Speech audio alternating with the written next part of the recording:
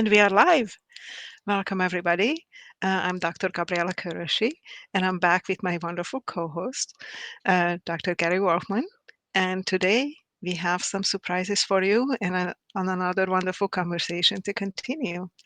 And I'm going to hand that over to Dr. Gary because he has something in store for us. I love surprises. And I'm picking up, Gabriella, on the very first thing you said in this live conversation with our audience, both in the physical, in the past, present, and future, through all time and space, and all dimensions and levels of being, which is what you said at the beginning, which was, we are live. And I am alive. I am very alive. As a matter of fact, I'm all about enlivening every single morsel of message with the vocal sounds, the visual gestures. I'm alive too. Yeah, me too. We're all alive. And the verbal words.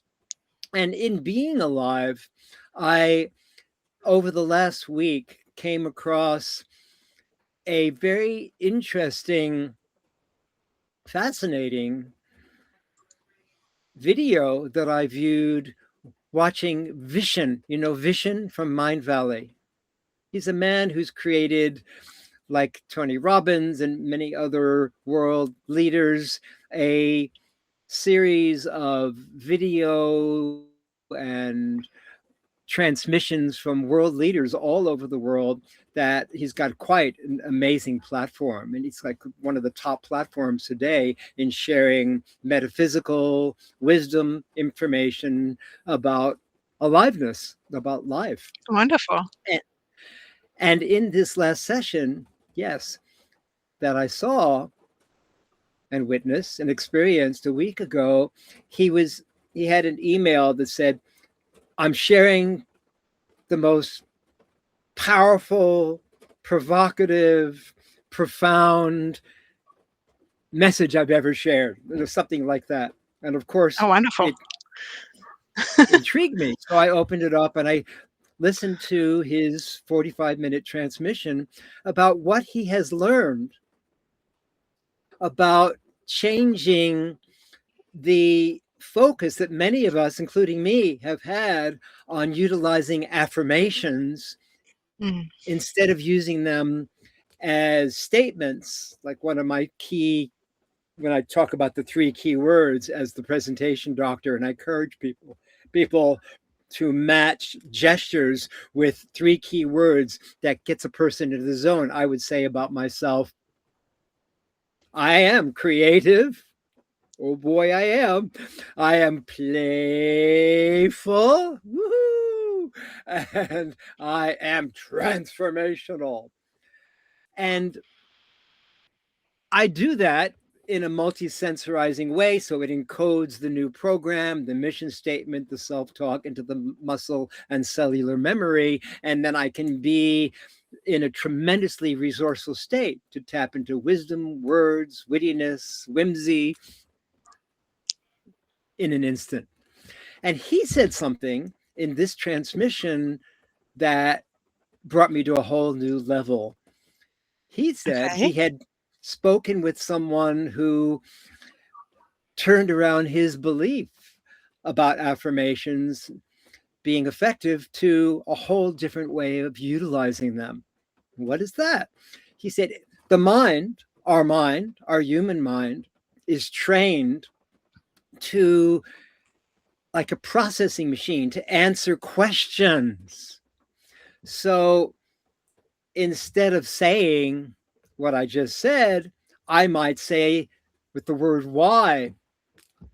Why am I creative, playful, and transformational?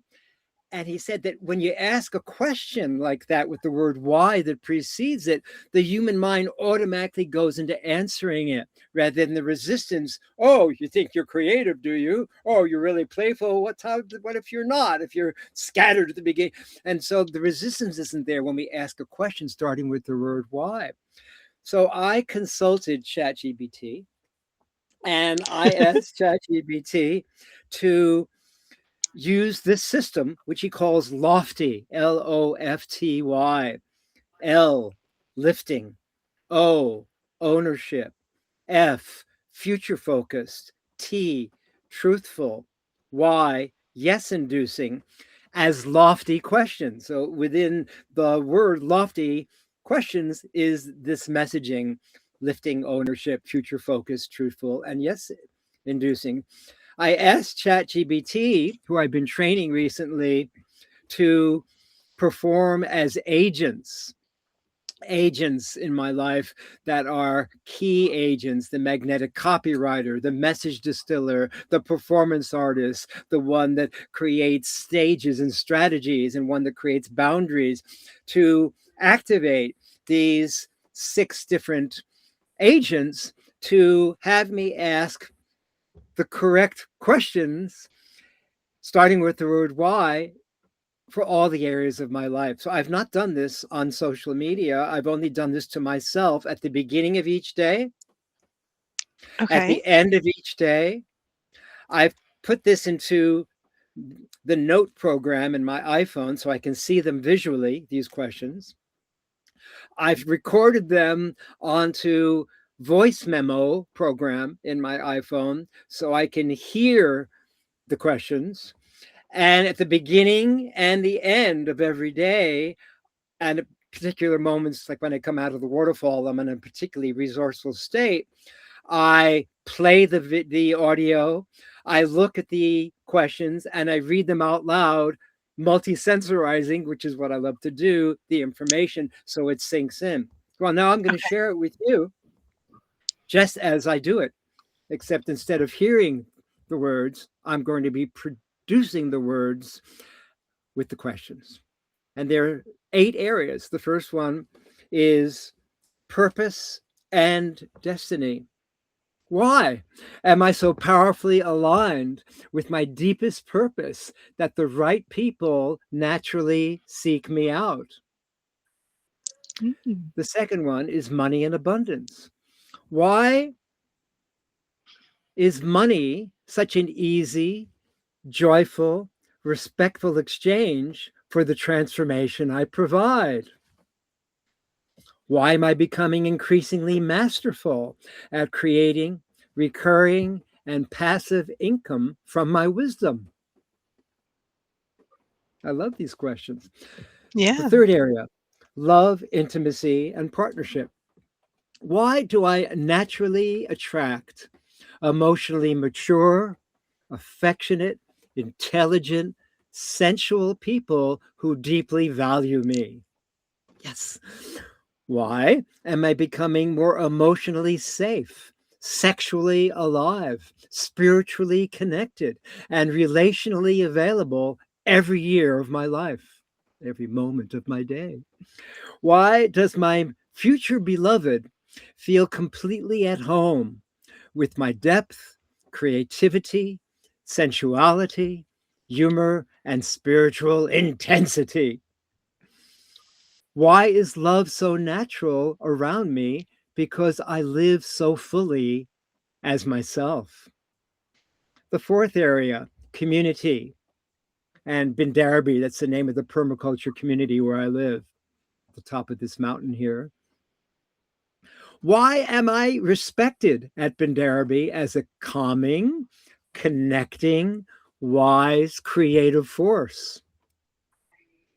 Why do my gifts naturally strengthen harmony, communication, humor, creativity, and unity within community?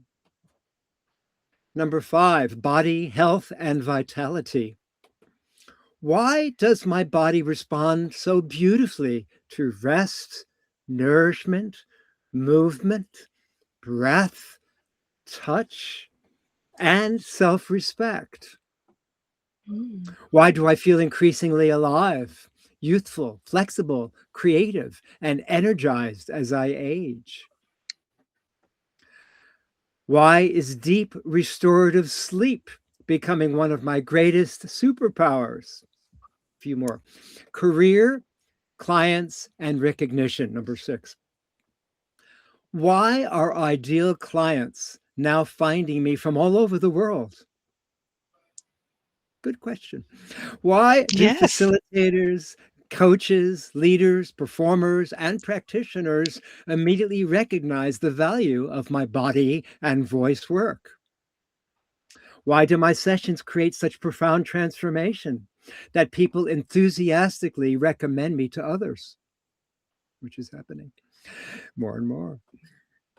Why does my grounded authenticity naturally inspire respect, trust, and appreciation? Number 7, spiritual evolution.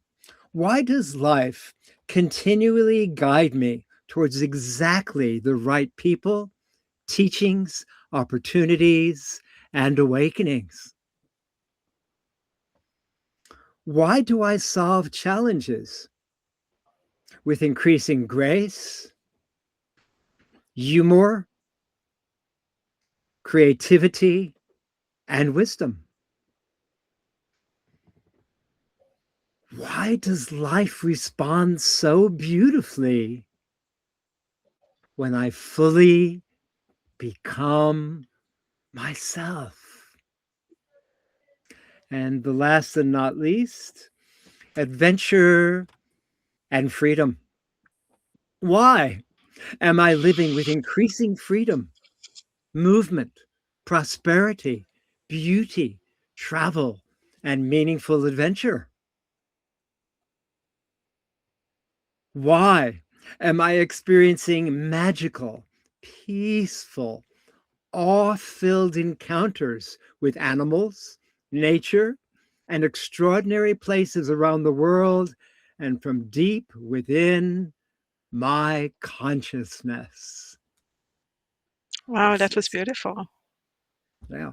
And when you asked me at the beginning of this session, what do you want to focus on today? That is my main focus right now in my life. Mhm. At the beginning of every day, at the end of every day, at times when I feel particularly open and receptive, I am reading, speaking, and listening to these questions so that Mhm. the answers come through the participatory act and interaction of what our human brains and minds and psyches are meant to do. By living in the question, I'm learning is more important than simply making statements. For example, Mhm. when I am leading a session, a seminar, doing a keynote or breakout session, or doing a presentation or performance, these days, including right now, rather than just saying it, I'll stop for a moment and go, can you relate to what I'm saying? Does this make sense to you? And I'll Mhm. pause and breathe to embody the statement so that not just giving, but also receiving, giving to myself first, the exquisite, eloquent information that needs not only to be broadcast, yet to be fully received, embodied, and interacted with all of consciousness itself, all people listening, all beings and spirits and guardians listening, as well as those from deep within my own inner landscape.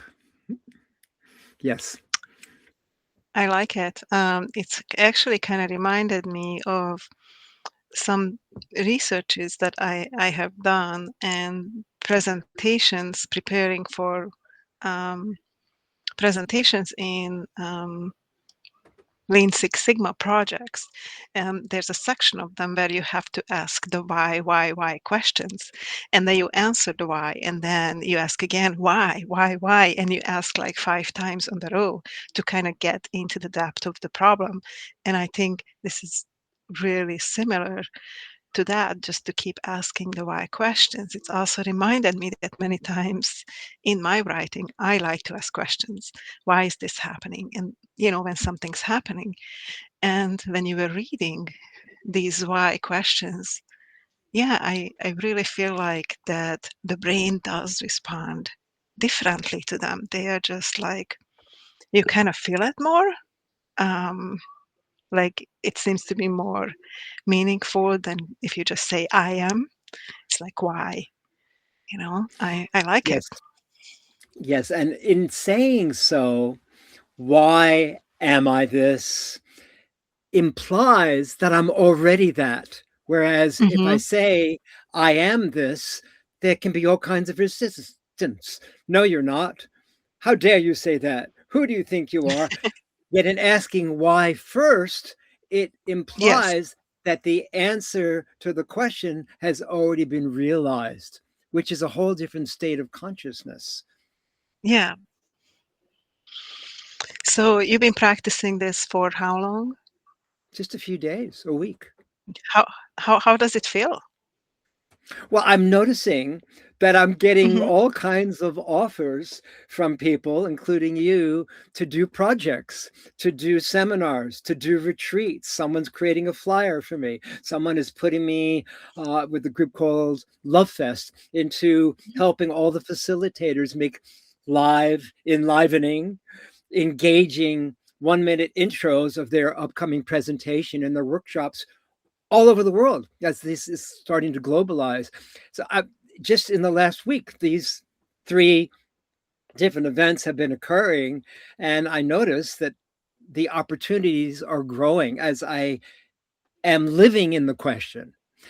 Mhm. The answer to the why is in the physicalization, manifestation, visceralization of these, what might have been seen before as intellectual statements.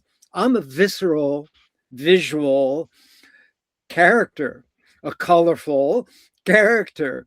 And as I practice being in that state that I want to achieve, I'm noticing that I'm having, it's mainly showing up right now with career, with writing, Mhm. with opportunities, with my feeling more at peace within myself, and my exploring a sense of adventure with things that I might otherwise have been feeling challenged with.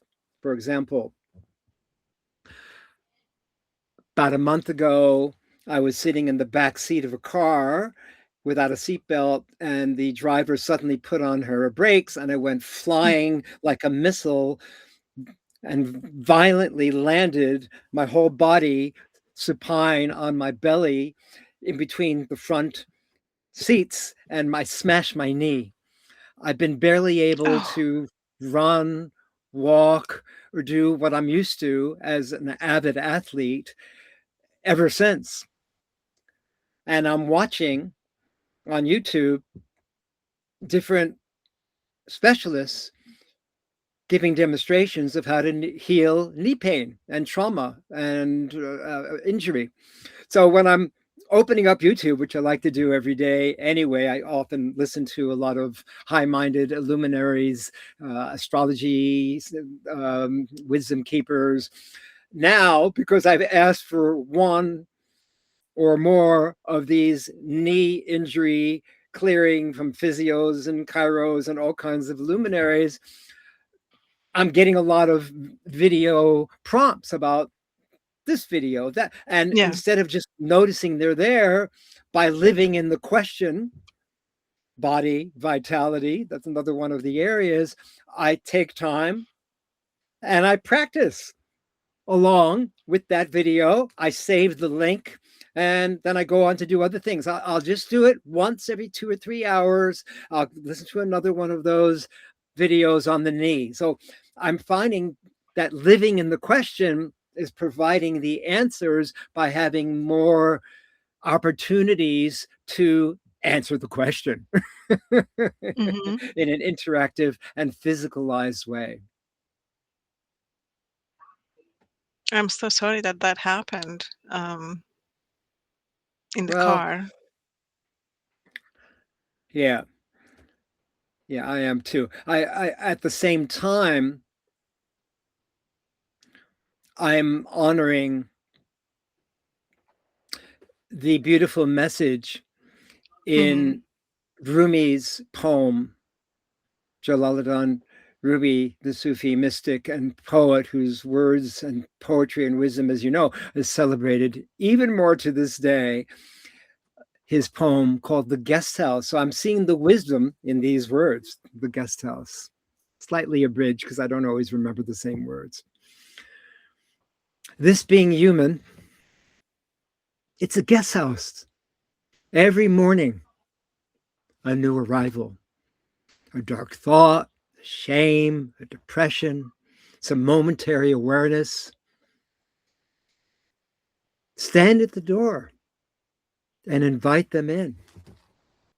Invite them all in, even if they be a crowd of sorrows who violently sweep through your house, empty of its furniture. Still, treat each guest honorably. Who knows? They may be opening you up to some new delight, the joy, the sorrow, the shame, the malice. Yeah. Be grateful for whoever comes. For each has been sent as a guide from beyond.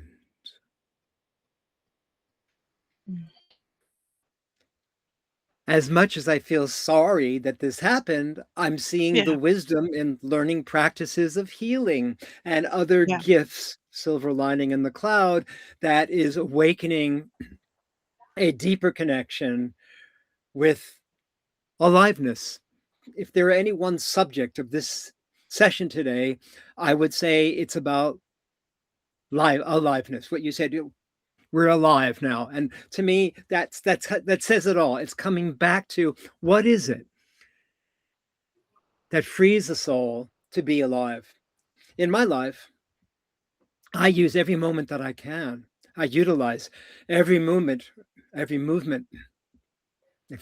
I can to free the stored physical, emotional, and creative energies buried in the landscape of our bodies, our chief instruments of communication. So instead of feeling sorry, I mean, I do feel sorry and I appreciate your compassion and care way more than the person who violently put her foot on the brakes, by the way. She's just has not owned her part in it.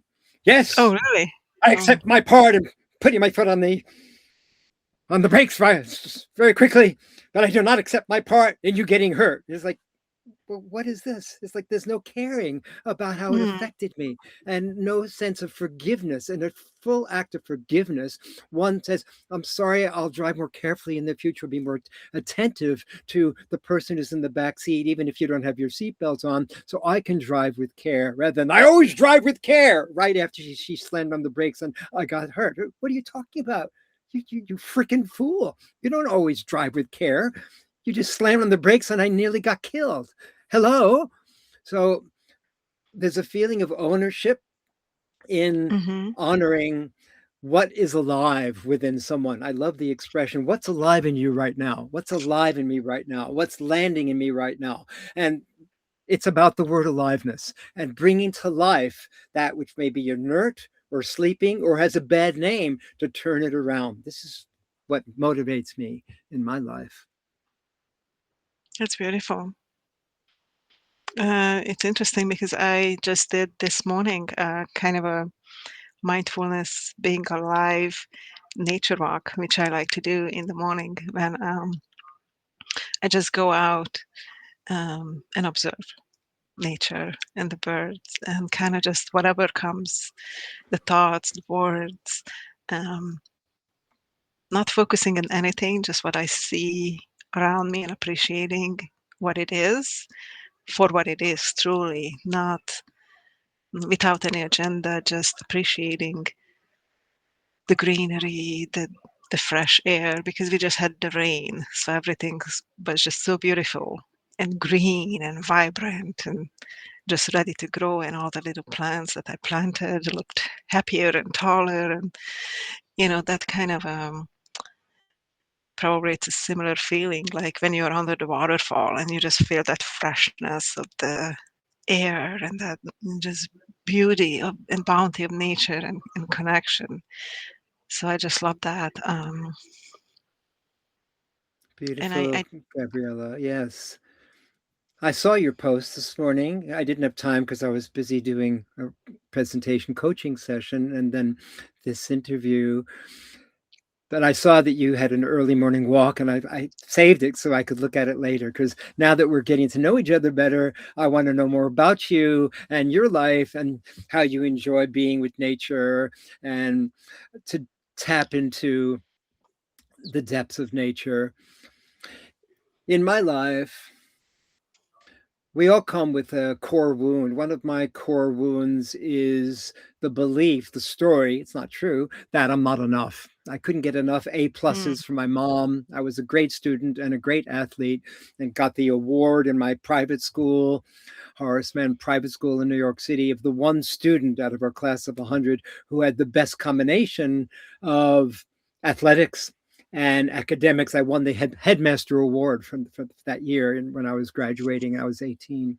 Yet I've carried this core wound all these years. I'm now 75, coming up at the end of this year, 27th of December. And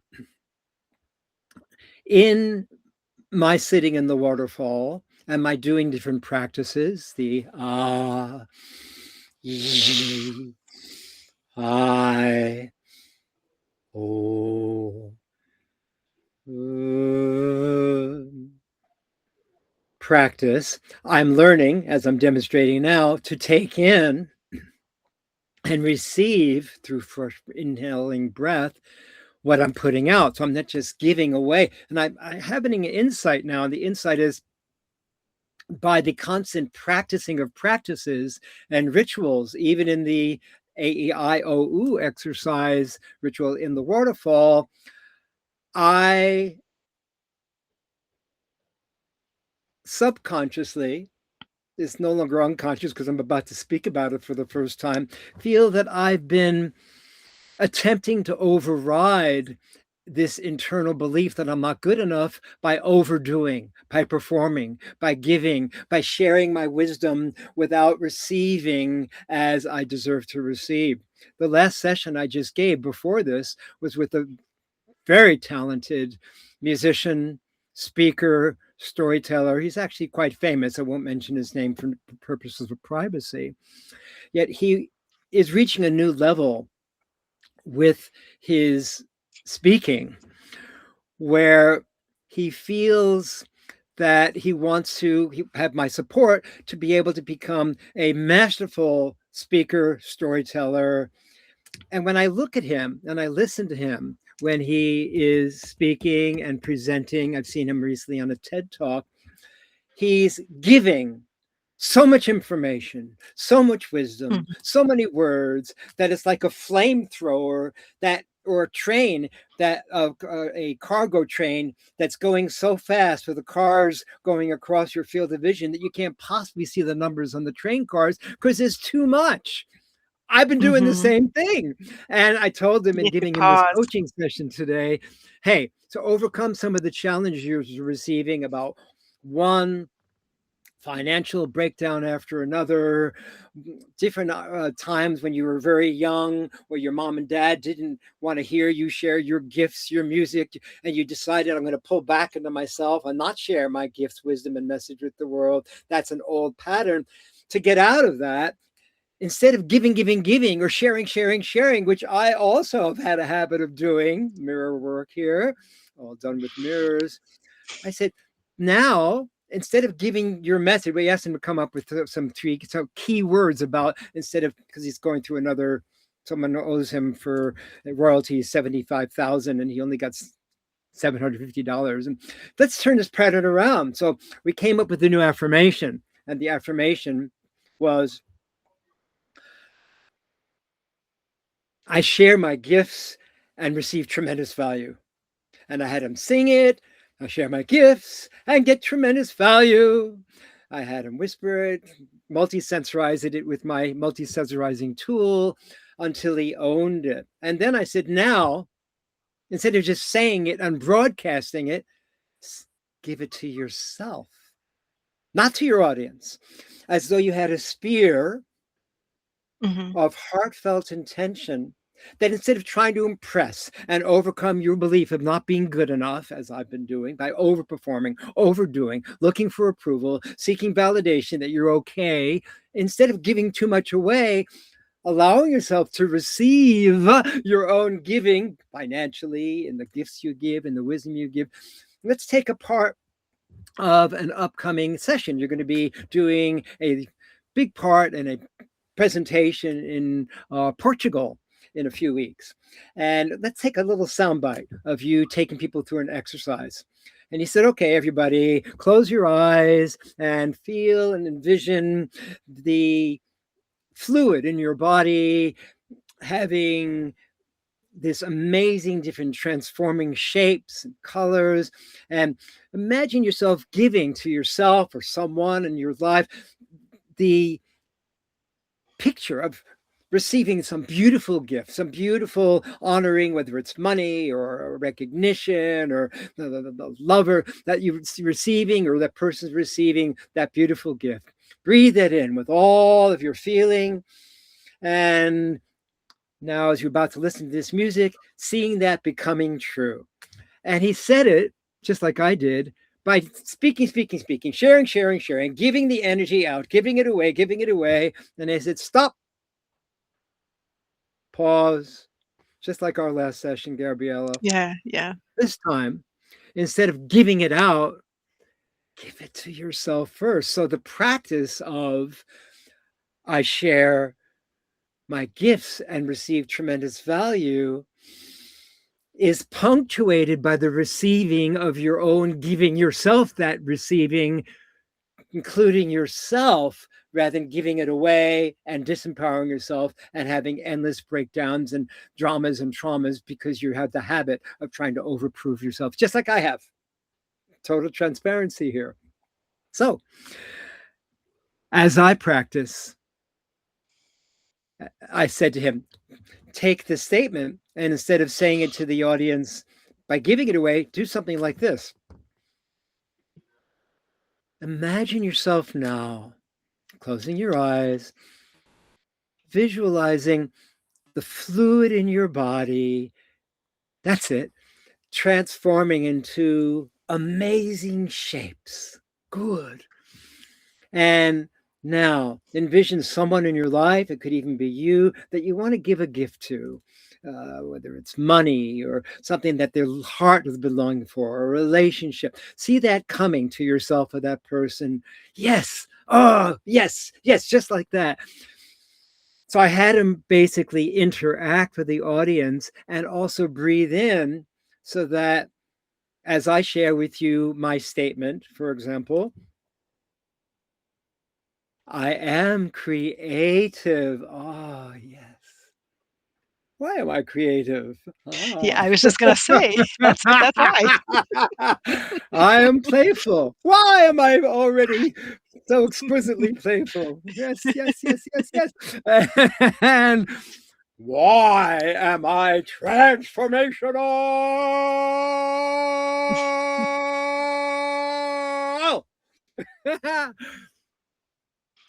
I'm demonstrating with you, Gabriella, the embodiment through receiving with breath and turning statements into questions of a more interactive way of bringing life to greater life, of increasing the aliveness, the stored physical, emotional, creative energies buried within these landscapes, which have become prisons. So we free the sage and the mage out of the cage and turn a new page, a new stage for ourselves and, deep breath in, evolving, yes, humanity. I thought I'd share that with you because the turning of statements into why questions, which then implies that what we've been seeking has already been found, and the practice of receiving. He was so thankful. He said, thank you. I get it. I get the magic of what you're doing. I've been pushing away receiving money and other opportunities in my life because I've been so focused at giving that I've been disempowering myself and giving away in order to prove myself to overcome a feeling of inadequacy. Now, yes, I can practice. Why am I practicing? Giving to myself what I've been giving out and giving away. I said, practice that. And when we have another session before your big presentation in a couple of weeks, let's find out in your thinking, in your speaking, in your actions, interactions, and in manifesting your dreams, just what a difference this is making in bringing life to greater life. So you receive your own giving. How do you hear all of this? I feel like we're kind of summarizing now everything we've been sharing Yeah, I today. was just, What are you hearing? yeah. I'm curious. Yeah. Just when you were speaking just right now, and they're talking about the why questions, the image came to me of children. Because when we are children and when we start to speak and we are curious about the world, we ask a lot of why questions, right? Why is the Right. sky is blue? Why is this? Why is that? And how trying to figure out how everything works in the world. Ah. But as we grow, just the same thing with laughter. Kids laugh a lot, but then as we grow, we laugh less and we ask less why questions. And people even get annoyed when you ask a lot of questions. So it's kind of like pushed down in a way, not to ask as many questions as we grow up. Yet it's really important to be curious around the world and ask those questions. So I think it's important to encourage, and it makes sense to me that you ask the question, and that can kind of becomes more embodied and more important when you ask that question, especially asking the question yourself, you Mm, know? And yeah, that I just had an image of a lot of kids asking questions, I love that. their And curiosity of the world. and I remember that. I remember some of the responses from adults when, not necessarily myself, but when people as young bodied children ask the question, why this and why that? And I can imagine and remember somewhere in my cellular memory, either for myself or all humans, oh, you'll find out about that Yeah. later, honey. And so it's almost as though a person is being silenced in the Yeah. why is this true type of questioning. And now that this is just a week new for me, so this is a fresh series of realizations and even the practice, because this man was actually mirroring to me the same dilemma I've been living in my own life. And he has a similar history with his family, even though he was, as myself, particularly gifted in his own unique way. Mhm. They wouldn't listen to him, and he held this stance for so many years of playing Mhm. it small and not fully owning his magnificence. And when I say I share my magnificence, now I'm going to turn that around. Why am I sharing my magnificence in such Yeah. a way that brings everyone to life? It's so much more interactive, embodying, engaging, and self-realizing. This is all fresh, like wet paint, what we're creating today. These awarenesses are just a week new. And the practice of them, the receiving, the slowing down, just a few weeks new, the asking of why questions and encoding them by the continued practice of the why questions and allowing space to Yeah. respond in a way that's affirming rather than rejecting. Because it's easy to reject a statement, yet it's Mhm. not so easy to reject a question. Why are we asking questions? Why are we enjoying the benefits of asking questions? Even better question. And then the answers within the question. The answer is by living in and fully embodying the question. You don't have to wait to the end of the question for the answer. The answer is in living in the question. Do you hear me? Yes. I was also thinking that, I heard somewhere, I don't remember exactly where, so I can't give credit, but one of the things that I was learning in this, session or reading, is that our own voice, is the most convincing to us because we are with ourselves the most. the thoughts in our head and a conversation in our head. So when you say something out loud, like you say this specific why question or whatever statement out loud, that's more confirming to you than when you hear anybody else talking, because you know your thoughts and your mind and your voice the most.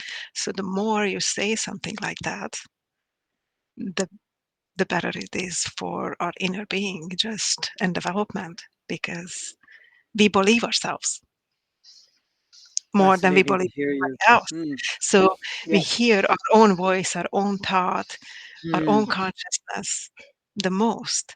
So when we say these questions or say these whatever or read something and we say it out loud, as that you do as a presentation mastermind, you say these words and you really embody them. They kind of become this inner, because you believe it. The more you say it, you also believe yeah. it and you embody it. Yeah. I want to piggyback on what you're saying because you were talking this morning about going on a walk and feeling the joy and delight after the rains of seeing little plants and that you've been planting starting to grow. Similarly, with words, whether it's a question or a statement, one of my tools as the presentation doctor is called the multisensorizing tool. When I practice a performance, a presentation, or something that I want to memorize, I often will take a segment of that particular presentation and I will say it with Hmm. gesture. I'll mouth it with no sound. So let's say I mouth the words, I share my gifts and receive tremendous value with no sound. It might look like this. And then I'll do it Oh, with how no movement. interesting. I'll do it with no movement of the mouth. It's even louder with the gestures than with the sound. You see where I'm going with this? So I'm going to do the same Okay. now with miming with no movement of the lips to further encode this messaging in my cellular memory. The words being that I'm not going to speak, but I'm going to show you with louder gestures. I share my gifts and receive tremendous value. Watch.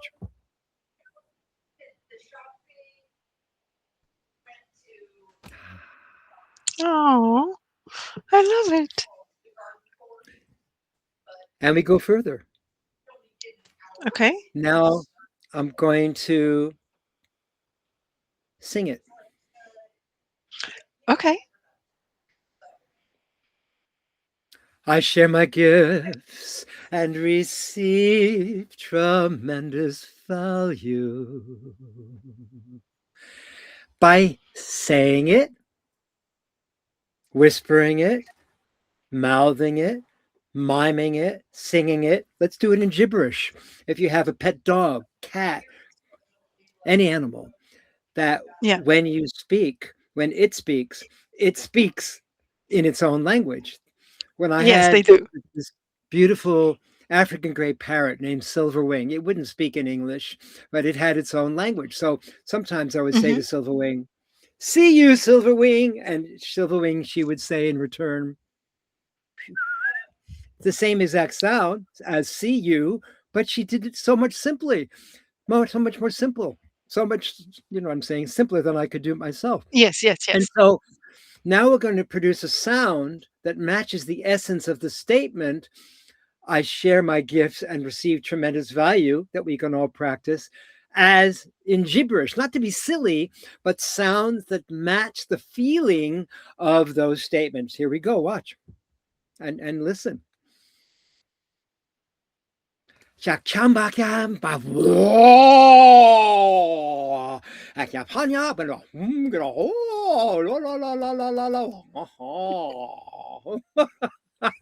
I love it. You see, what we're doing is we're fully encoding, embodying the statement as a statement, not as a question now. We're back because along with asking Mhm. questions and living in the question, is multisensorizing any statement. And as we do that, it becomes us. It's planting a seed and then it grows. Say it in I. You. Say it in the mirror. You. Share your gifts and receive tremendous value. As the court jester, the troubadour, the herald, heralding the news for all and everyone to hear in third person. I'll do it as he because I'm in a male body this time through. I'll go like this.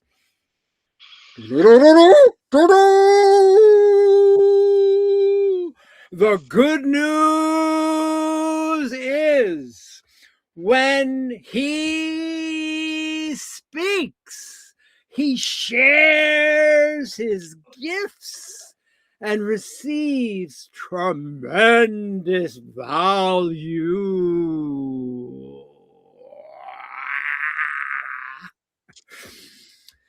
I, you, he, we, the royal we share our gift and we receive tremendous value. They, in this win-win universe that we're co-creating, if we can acknowledge it here with me, with you, with we, she and he, we also want to acknowledge them somewhere else, far away, maybe another galaxy or another part of the globe or across the room. We want to co-create it. They share their gifts and they receive tremendous value. You see what's happening? I'm starting to get more improvisational with my gestures, sounds, and words. The visual gestures, the vocal sounds, and the visual words. Therefore, I'm not only multisensorizing a simple statement like planting a seed, as you notice when you saw what's growing from the seeds you planted, Mhm.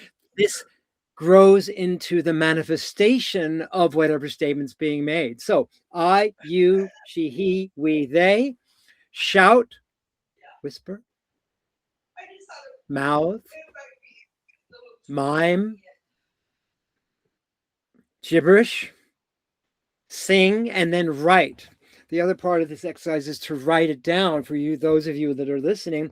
Let's say it's the same statement to make it simple. You can make up your own statement. As I'm writing in script on a page, and I see the words forming on that page, I'll do it live. I say the words as I see them forming and notice any resistance that my physiology, that my psyche, that my beliefs or doubts or hesitation has when I say the words. And then I overcome that by practicing. So I'll practice. I, as I see the word forming, share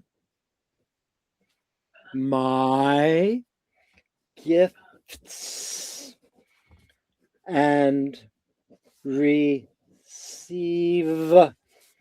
tremendous value.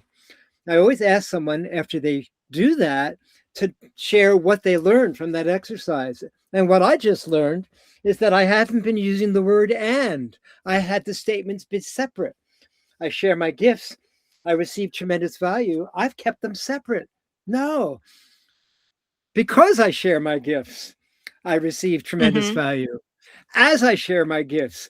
So this tremendous learning in this multi-sensorizing of any simple statement that then encodes, embodies, embeds the wisdom statement of any sort, better the short or the better, in the psyche, the muscle memory, the landscape of the body, our chief instruments of communication. And then these truths become magnified. Absolutely Mhm. exquisite practice.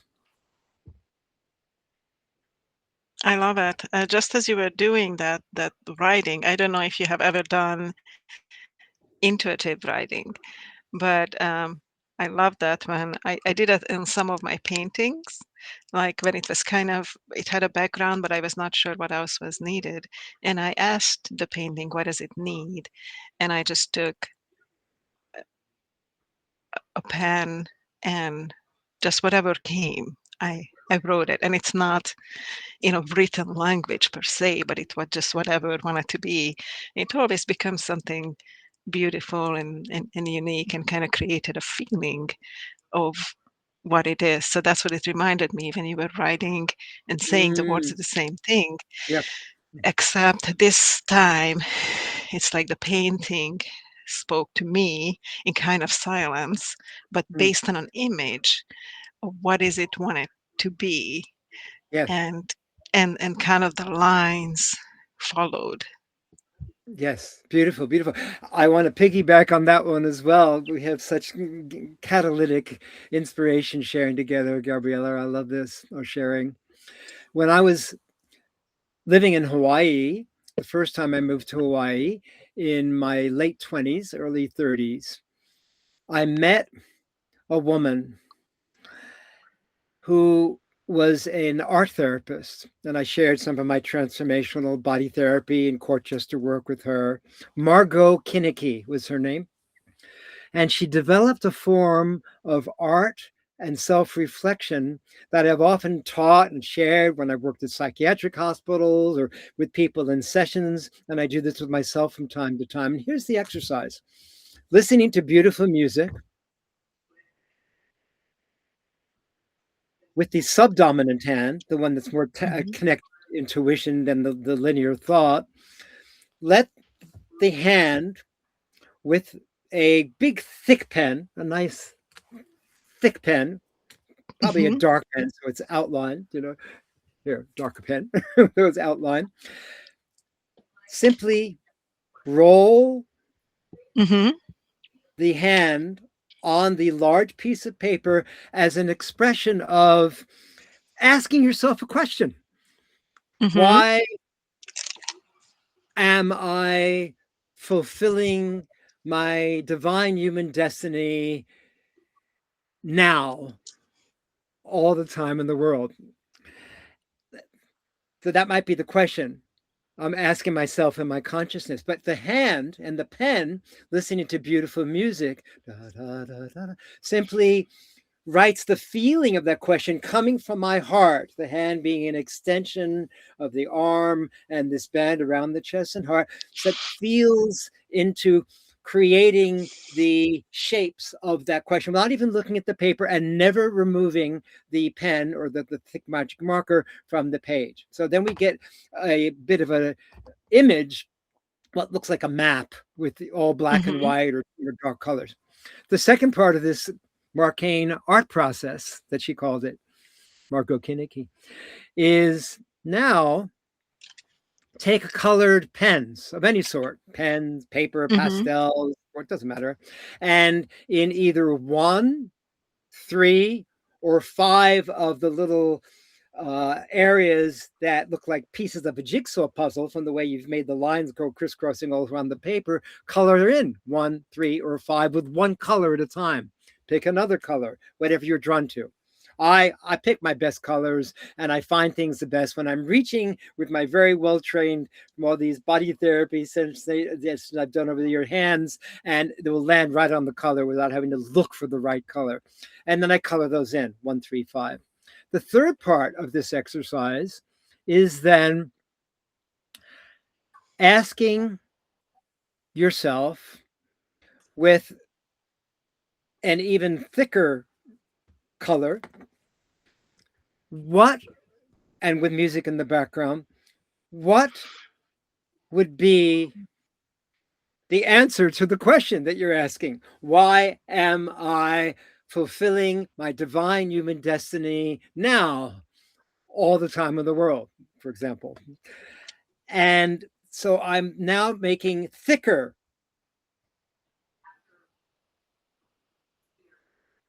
the lines that were there before. I'm actually looking at the page this time, and I'm making the shapes into even stronger forms. The colors, the textures are becoming forms.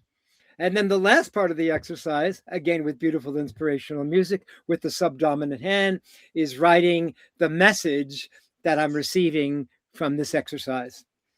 A powerful, profound process of turning questions and statements by multisensorizing them with shape, color, form, self-questioning, self-inquiry, and noticing the wisdom that happens in the embodiment by doing this in ways that connect all the senses, even more profound than any one of these alone. The synergy, the synergistic beauty, magic, miraculousness of how we can manifest our highest visions and our deepest longings. Beautiful practice, what we're sharing here today.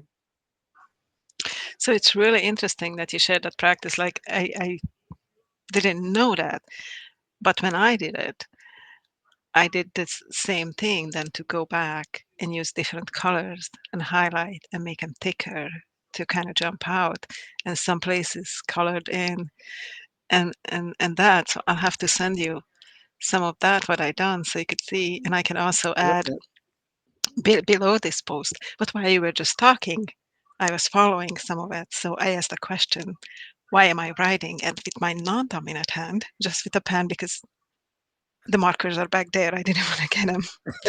I can show you what I got. Oh, yeah. Okay. Oh, interesting.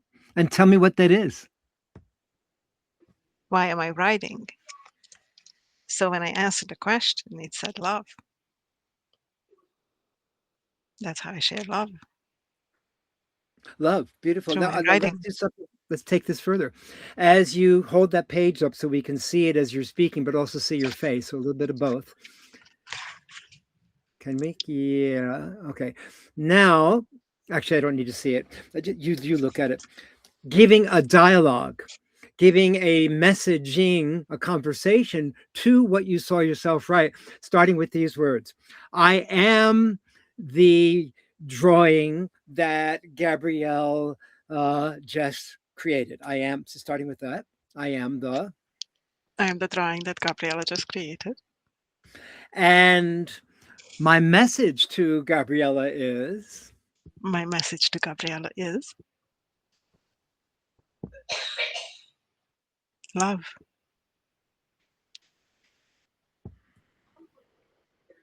Beautiful.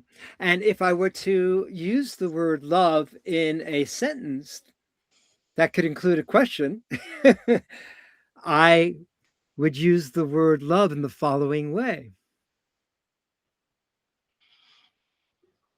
You want me to repeat all that?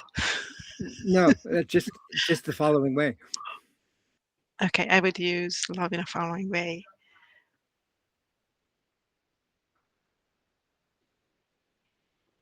I am writing because that's how I share love. And I could say, why am I writing to share love? Why not? Yeah. Yeah. Okay. Go ahead. Respond. I don't know. Respond Is to that. there anything else? You don't have to know. Why? I don't know. Why am I It writing to feels share right. love? It feels right. It feels that's what I'm supposed to be doing. Yeah. It feels right. It feels good and true. And it's interesting when Hmm. you made the question, because I heard two things in the question. I heard Hmm. first the full question of why am I writing to share love? And I heard the answer within the question of why am I writing To share love. to share love? So the answer to the question is already in the question. Yes. Yes, it is. Oh, what fun we're having. This is very, very But I good. do hope that, like, when people read my writing or hear my writing, because speech is also a way of writing and sharing, that I do hope that people feel that genuinity and that inner personal sharing, or just sharing who I am, what I am, in a positive way to the world, Mhm. that hopefully Now brings let's some yep, goodness to the world. yep. So now let's shorten those words. simplest, shortest, strongest version of that, turning it into a question instead of, I hope. Remove the hope, and we'll go into this, something like this. Why are people loving reading my writing as it reaches all over the world? Something like that, your version of that.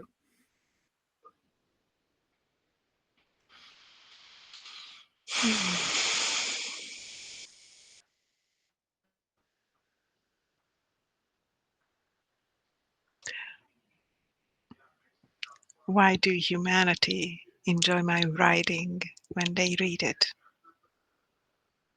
Beautiful. So see what we're doing. We're honing down the questions.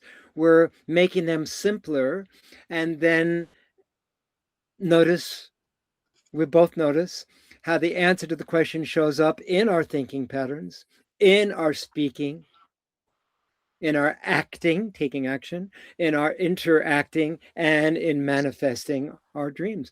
That will be good homework for us between now and our next session next week, to notice how what we've set into motion is assisting in this way, how profound and playful, provocative, and prayerful this process is. Are you having as much fun as I am? I am. I do want to go back to, if it's okay, to the beginning, because you read all those questions. And I Yeah. want to make sure I understand. You said you put them into ChatGPT, you're teaching ChatGPT. So the questions, did you write those questions, or did ChatGPT come up No. with those questions based on your profile? I'll tell you exactly what I did, because chat saves all my conversations with chat. And so, okay.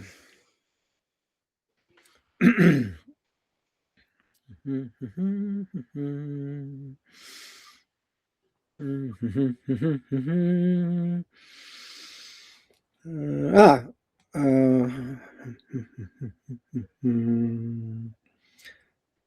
Sacred phrases for fulfillment. Huh.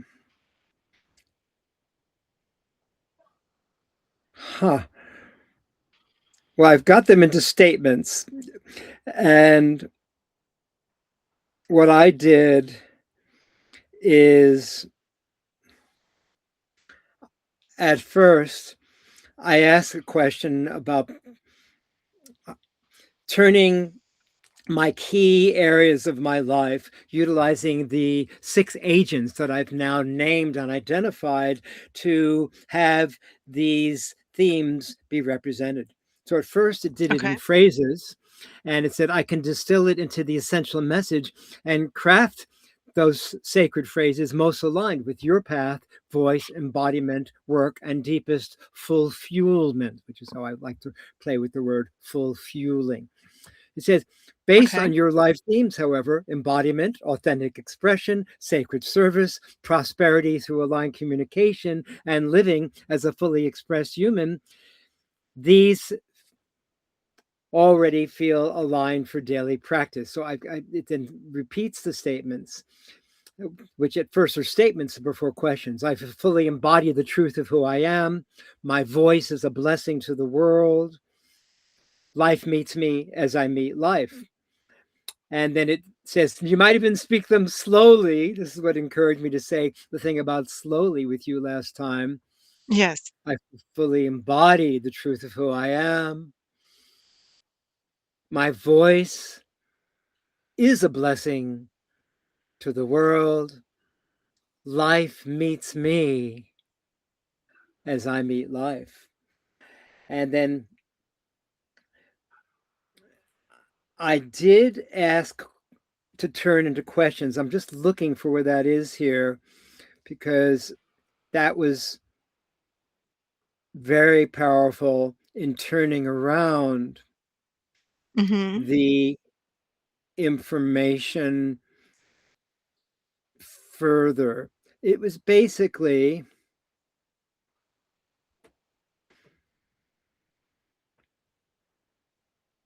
oh, Message improvement assistance. Maybe that's it. Nah. Basically, it's what That's I right. said. It's the Mm-hmm. question that I asked. Basically, utilizing the 6 agents that I've identified: magnetic copywriter, message distiller, strategic advisor, performance artist, and boundary creator. Using these agents, pose the 6 questions that respond to all the areas of my life that mean the most to me, starting with the word why. And that's what came Mm-hmm. out. Yeah, that to answer your Interesting. question. What do you find Yeah. interesting about that? Well, just the process. I think it's just fascinating, the different things they can do with different tools that we have. Like we didn't have this tool, a few years ago. So, like somebody who does not have this tool, for example, that's why I was asking, like, kind of how to do it, because not everybody might have access to this, but they can also do it themselves. But I was just thinking, like, when you turn something into a question, you have to add additional words because um, to not make it sound m- maybe negative, or that you're questioning yourself. Yeah, So let's I say just if I say, like, one of my mantras is, I am love, I'm joy, I'm gratefulness, my home is stillness. So if I would want to say I am love into a question and asking why am I love, that wouldn't really make sense. So, but I could say why do I fully embody love, maybe, or something similar, or no, that then makes it lots might of make sense. more sense, right? Yeah, yeah, So yeah, yeah, you yeah. kind like, if you're trying to do it yourself, you have to add additional things to it to make Well, it. here's another way of answering your question, because I just found the Yeah. answer to my question as I Oh, looked okay, not okay. at my iPhone, but into my computer for the answer to the question about what question did I ask ChatGPT to come up with the correct questions. So here's what I Okay. did. Yeah. That it was after that lofty LOFTY, right? Lifting, ownership, um, forward thinking, truthful, and yes. What lofty questions I spoke into Mm, the microphone in my computer before it transcribed it. What lofty questions, ChatGPT, are optimal for me to ask to enhance, improve, and bring to the next level of mastery my relationship to all the below areas of my life? okay. And then I said, activating all my agents, which now it knows my agents, so I'll have to keep naming them, list the lofty questions I would do well to ask to optimize all dimensions of my life. And so it did, and it answered in the following way. It said, the key is this: a lofty question is not begging the universe, it is training your Mm, consciousness to notice, embody, and cooperate with the reality you are becoming. And then it said, below are personalized, lofty questions for the exact phase of life you're in now, integrating body and voice embodiment, prosperity, soulmate intimacy, purpose, community dynamics, opportunities with work, online business growth, aging with vitality, emotional peace, and creative destiny. And then it came up with questions, behavior, and effect for every single one of these. So I'll just do the first one. Purpose and destiny. Question that ChatGPT shared. Why am I so powerfully aligned with my deepest purpose that the right people naturally seek me out? Then it says behavior. Share one authentic video, insight, or poem or teaching consistently. So that question becomes like a form of homework, practicing that alignment by sharing my deepest purpose. It says speak directly to transformation, not performance. This is behavior that is incurred from ChatGPT in answering, or shall I say, enlivening and embodying their question. And it says also behavior, end conversations with invitations instead of hesitation to get the answer to the question. And then the effect is you stop trying to be discovered and begin radiating unmistakable value and presence. So that's how it has taken my questions and added a behavior like homework for me to practice to live in that question and the effect of the desired outcome of that being answered. I love it. And it looks like Samuel wants to join us if that's okay with you as well. I was going to invite Yeah. him. He said he wanted to contribute something. Oh, sure. So I'm gonna, okay. So Samuel, I'm sending you an invite and you can jump on in and join us.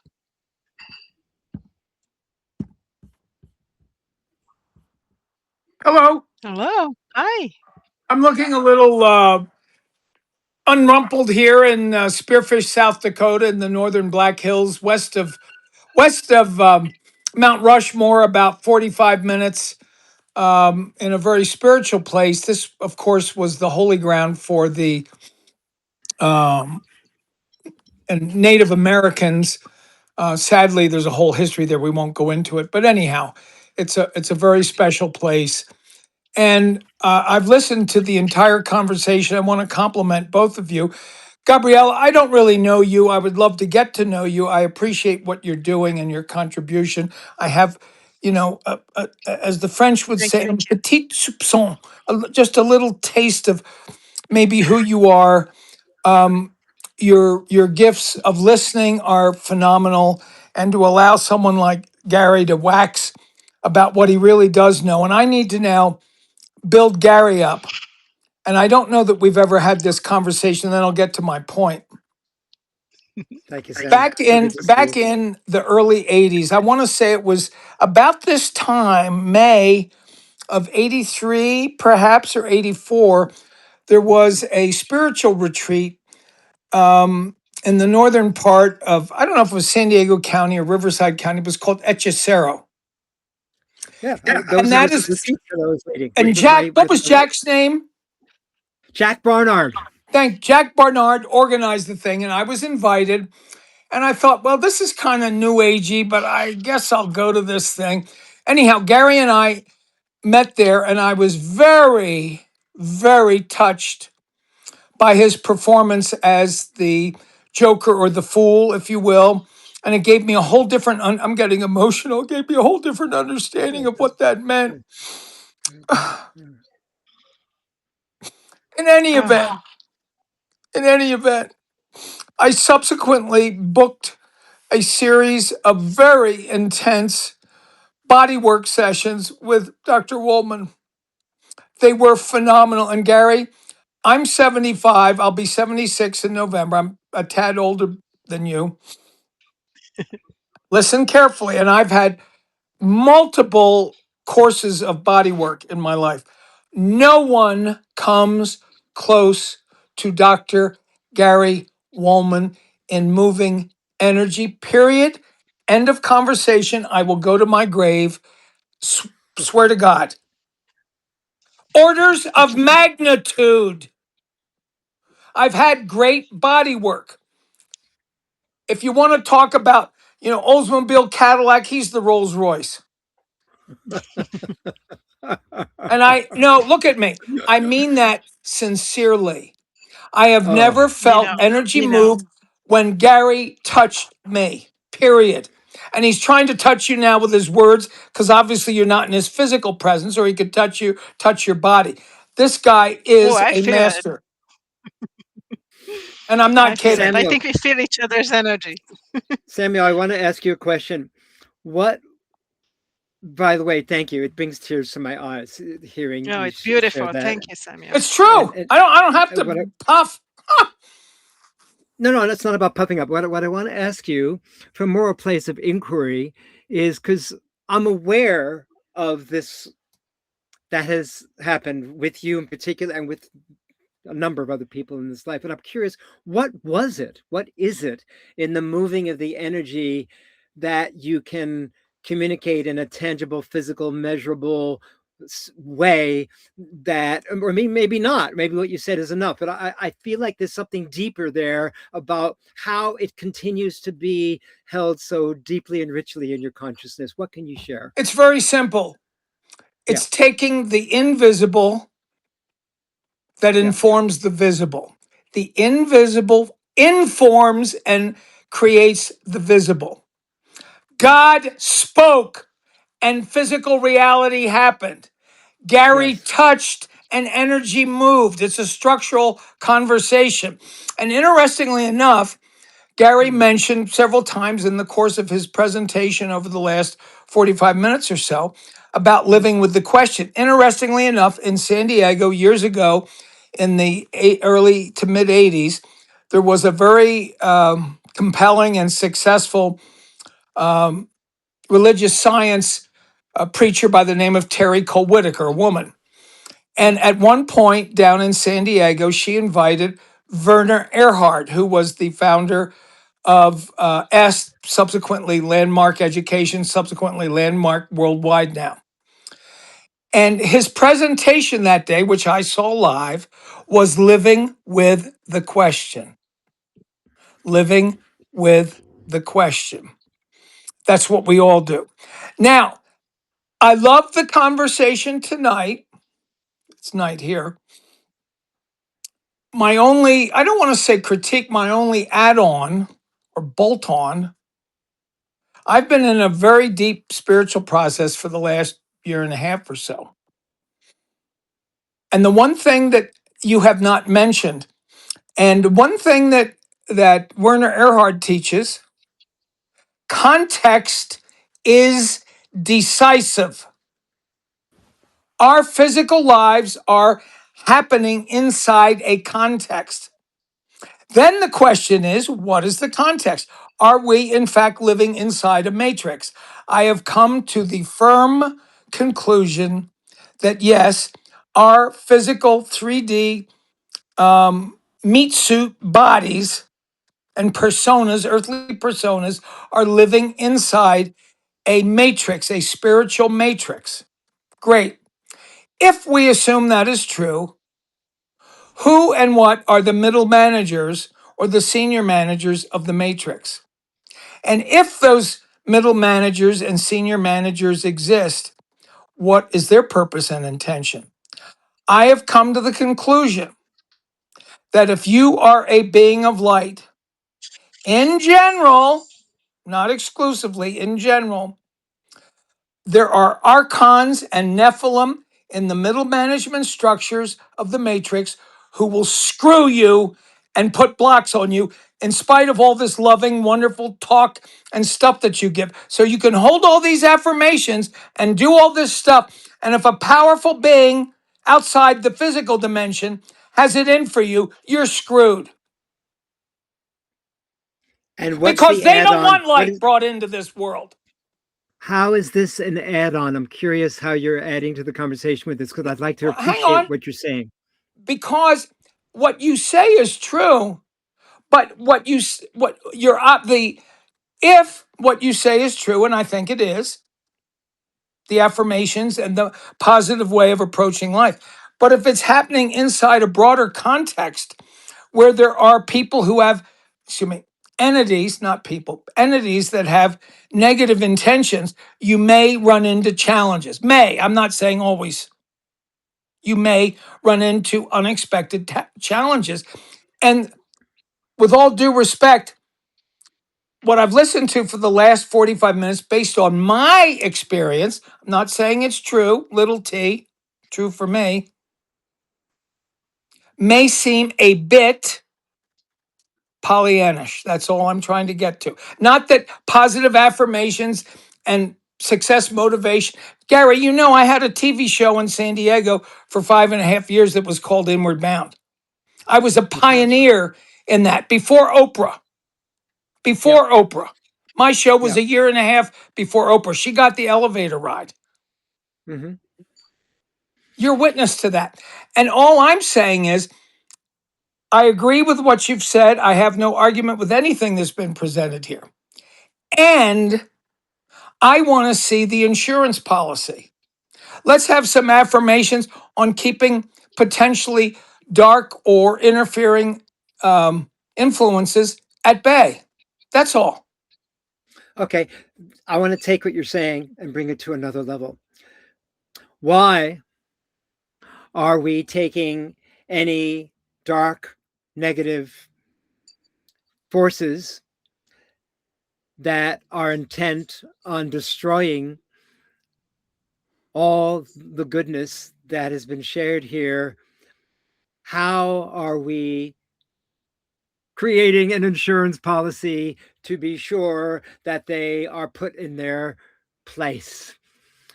Beyond polyamory, beyond poly, what is it? What word do you use? What? Pollyanna-ish. Yeah.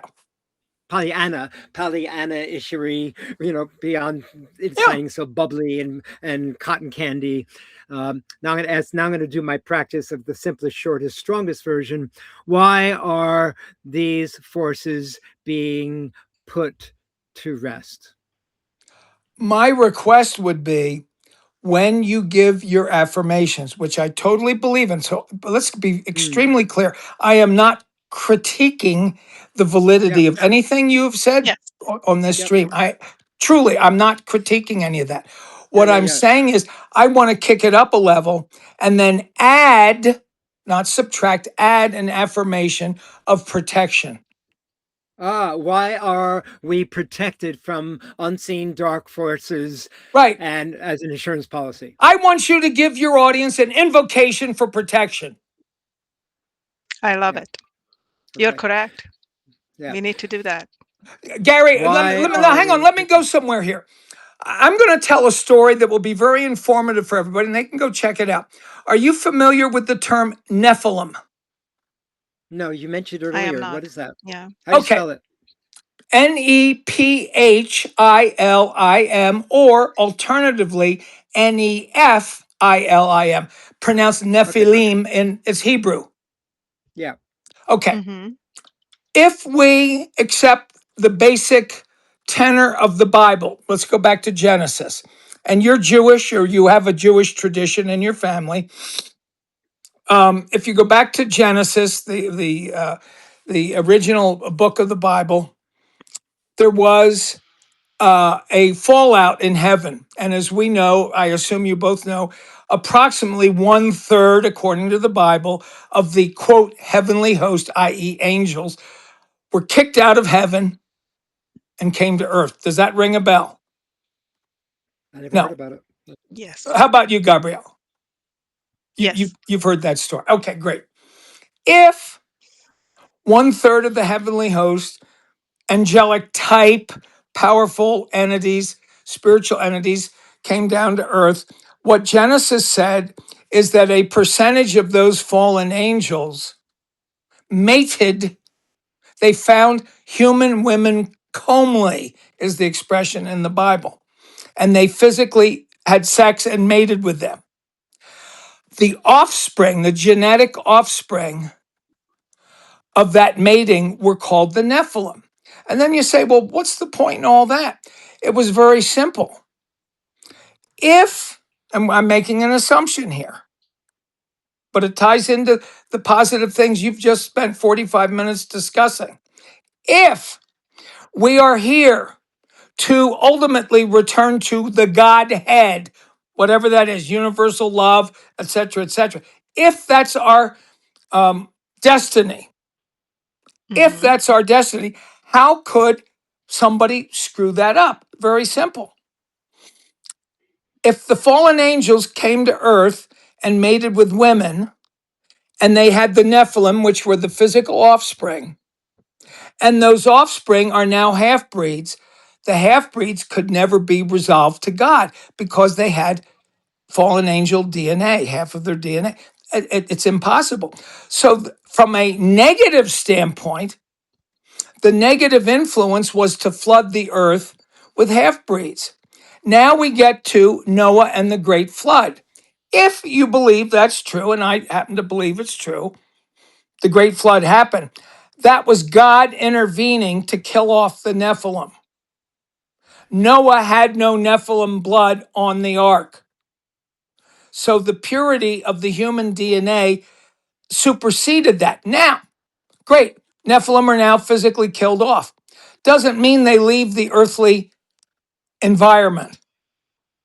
Sam says, and this is personal opinion based on my research and study, that the Nephilim are alive and well in a dimensionality close to Earth, and they are influencing, for instance, the senior leadership of the CCP, NATO, and the deep state in the US, among others. And that's why we constantly and chronically have these wars and major socioeconomic issues. It's not organic. It's on purpose. Now, getting back to you, I am not invalidating the power of anything you've just covered in the last 45 or 50 minutes. What you say is 100% true.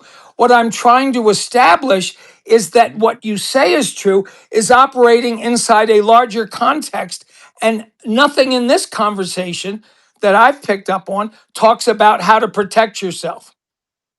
And what would you add to the conversation, any of us, in the realm of protecting ourselves, our audience, ourselves individually? Because it feels like that's what's being called for right now. How would you answer that question?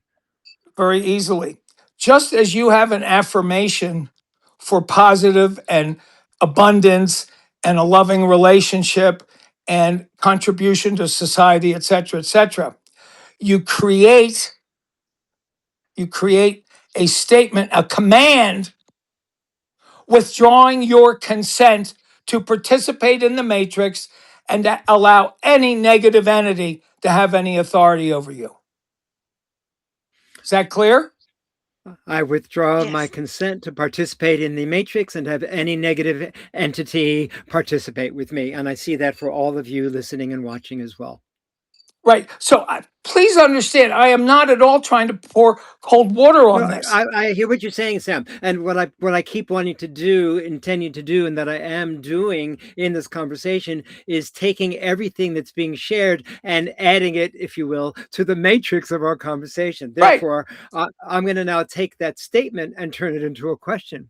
Why am I protecting myself from the negative and dark forces of the matrix and participating in that energy from this moment and for all of eternity? The answer to that is very simple. You remember what Shakespeare said, the world is but a stage, you know this, Sure. and we are but, you epitomize that. Sir, I saw you, that's how we met, right? Actually, I need to correct you for a second. Okay. The Hechicero event that you went to was my event. It was my event. And Jack Barnard and the woman who is going to become my wife, they were both the co-creators. The three of us not only created the event, but when I got married to her, the three of us went on honeymoon together to Hawaii. So it was Hechicero, the Enchanters Gathering at the Linnie Cooper Foundation. And it was my event. And Jack was one of the key presenters and performers. He was a lot more advanced than I at that stage, and I was just in my what was I in my mid-20s, and he was by 40 or something. So going back to where you were a minute ago, I needed to say that earlier, but now you know we met through an event. I don't know how I heard of you. Maybe Jack did invite you, but it was an event that the three of us co-conspiracized. Anyway, back to where you were a moment ago. Oh no, hang on. Let me clarify it for the audience. Jack, a few months prior to me attending Hechicero, had been a guest on Inward Bound on my TV show. There it is. Oh. And Jack, with all due respect to you, Gary, at the Hechicero weekend event, which I attended in person, acted like he owned it. You know, I was afraid to step into my power back then. Yes, I was great. I was designing the event.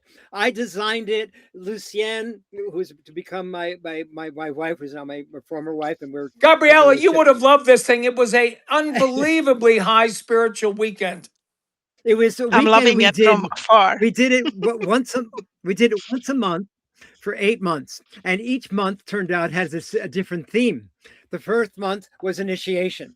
The second month was Pisces energy. So we said we had dream teams and everything slowed down. The third month that you might have gone to was an early Easter that year. It was resurrection. How do we resurrect ourselves? People got married to each other, and people actually, people met at the event, and that's what happened in their lives. No, I think I went to that one, Gary. I think it was that was the big one.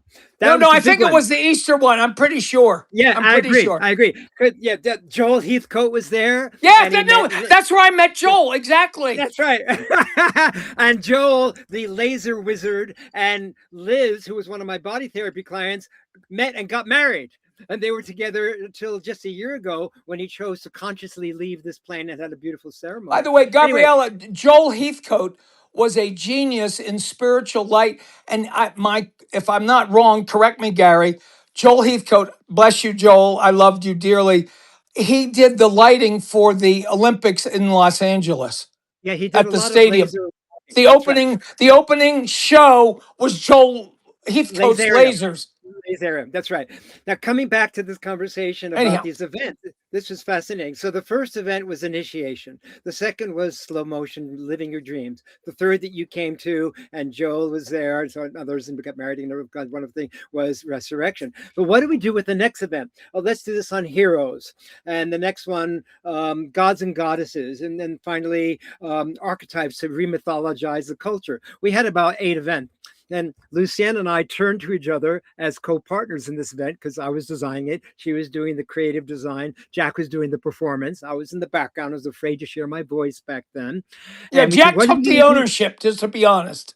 I know that back then. So now I asked Lucienne after the 8th month, what are we going to do? We initiated people's living their dreams, resurrecting ourselves as heroes and heroines to become god and goddesses to remythologize the culture. What are we going to do now? We turned to each other. Well, everybody else has been turning their lives around. Let's get married. And we did. We got married, and we had the film crew from our events. We had the food crew. We had the craft crew. We had, all of the elements, and the same people came to create our event. The marriage didn't last, but our relationship and continuing to share living legends with the world in different ways continues. So you were saying something a few minutes ago before I corrected you about the event you came to, and because you were about to say something else about answering the question, protecting ourselves, because I'd like to come to, before we complete the session today, some form of not answering the question, but asking the right questions about protection. Okay. So here's the deal. In physical 3D reality, and you can have all the spiritual thoughts you want, there's risk, R-I-S-K. Always risk. Jesus Christ was nailed to a cross. I want to talk about risk if you believe Christianity. In any event, as human beings, if I were to ask you or Gabriella, I suspect, Gary, I've seen photos online of your home where you live, and you have a car, right? Let me ask you a question. Are they insured? Yeah. Okay. Gabriella, is your home and office and your automobile insured? Yes. Okay. All I'm saying is use the same power of invocation that you're using for affirmations here to also, at the same time, not in lieu of, ensure protection in this 3D reality. Because otherwise, you're Pollyanna and you are clueless about the Nephilim, the Archons, Yaldabaoth, and forces who may, not always, because the higher spiritual person you are, the more you attract the negative moths to light. Okay, I'm going to take this further. How am I commanding protection from the Nephilim and all negative forces in this life and all eternity. What you just said. You say, I remove consent for you to interfere with my life. Oh, Gary, you know how to create affirmations better than I. yeah. I remove consent is what you're saying as the Right. added Consent part. is the big deal. I Okay. acknowledge you exist and I remove consent. Thank you. That's what was missing in this I would conversation. also And that say, adds, that's beautiful. And may I? and please May I? understand, I am 1,000% behind the concept of what Gabrielle is doing and what you're sharing. What I'm trying to do is to bring in an element of reality that I have Yeah. experienced personally. I don't want to go into all of it now. It's not the appropriate time. But we went through COVID. Do you think that was by accident or by design? No. I feel it was all planned. Thank you. As we May I take say this further, something? Sam, because this is the second time that you showed up in Gabriella and my Substack interviews. And the good news is we're doing it now for the next 6 weeks at the exact same time. So you could come on and deepen our conversation at the exact same time. What time do we start in California time? We're 6. starting at 6. So what time is that for you? At 7 p.m. in Mountain. I'm in Denver time. Okay. So Yes. 6 p.m. California time is 7 in Mountain 7. time. Okay. So when you come on 7 p.m., any of the next 6 weeks, we're going to be continuing this conversation, and you're more than welcome. I love your participation. And I never saw that what you were doing was criticism, because my whole stance towards life is raising the level, bringing out greater life, turning, until you said I remove consent, I only got I command protection. How do I command protection? Now the how am I removing consent is the next question to be living in. I'm not looking for an answer, but I'm looking to live in that question fully. How am I living in that question fully? By practicing it. How am I removing consent and protecting myself from all dark forces? Right. It's What getting I'm saying closer. is you use the skill set you've already got, just add a little something on the back end. That's what we're doing now. Right. And so zero critique of the validity of anything you have discussed. I'm Oh, I get it. 1,000% behind that. I love 1,000%. it.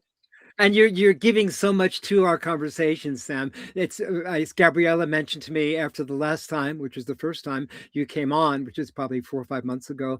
She said, "God, that was great. We never had someone quite so fully engaged, and he knows you, and your deep connection is just awesome. And so I hoped I'd see you again, and I again and showed again and up. again." Well, Show up Gabriella, anytime. let me tell you, Dr. Gary Wohlman in his hands has jet engines of energy. That's all I'm going to I say. know. And no, look at me. Do I look like I'm kidding? No, No, you mean it, I'm not and I kidding. recognize that. I Yeah, know. yeah, yeah, I'm not yeah. kidding. The Aw, best ever, aw. Gary. I'm 75. I've had some great body work, great sessions, great series. I did a series with Victor Gebrin down in Del Oh yeah, Mar. that's right. He studied directly under Ida Under Rolf. Rolf. That's right. Ida Rolf was his mentor Yeah, of I had Rolfing. sessions with him too. I had Right. sessions with him as well. Anyhow, Gary was even better than Victor. Oh my goodness. Well, I really appreciate the honor of being acknowledged and seen and recognized, because I've always known this to be true, but not out of ego. It was more like Yeah, I have this to share. you do. I've always felt this about my hands and my arms and my aliveness coming. I've always known this. Matter of fact, so much so, Sam, I mentioned earlier in this conversation that if I'm looking for something and I dropped it in my car and I start thinking about where am I going to find it, I don't find it. I get confused. I get in my head. But if I take my hand, which is very well trained from the body work of all these, trained to go to places that need healing and where there's been injury or blocked in, and it takes about maybe 2 seconds, and I just go like this, I will land right on the object I'm looking for with no hesitation It whatsoever. appears. By the way, I have to end with a little levity here. So, Uh-huh. Gary, you were raised in New York, right? New Or York back east? City, White Yeah. Plains, New York, Okay. Jewish family. Yeah. So let me go somewhere here. So Yeah. there's a story that in a neighborhood in New York City, Manhattan, Yeah. a church and a synagogue burnt down. They were destroyed. Mm. And the Jews and the Catholics got together and they said, well, it's going to be so expensive to build, another facility. Maybe we can share a facility, and we'll use it on Saturday and you use it on Sunday. Well, that's fine. They agreed to all that. They got the money raised. Well, then the big argument came. This ties to your upbringing, Gary. The big argument came, Gabriella, as to what name the church was going to be, or this facility. What do you think they came up with? Our Lady of Perpetual Guilt. Oh no! Does that apply, Gary? Our Lady of Perpetual Guilt. Oh We're both God. East Coast. I'm from Philly. He's from New York. He understands exactly what I'm talking about.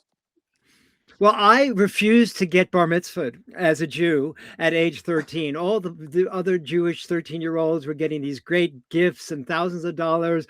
And I turned to my mom and my dad and I said to them, because I was a great student in school and an athlete. So you in went to regular Hebrew school. Academy and all that stuff.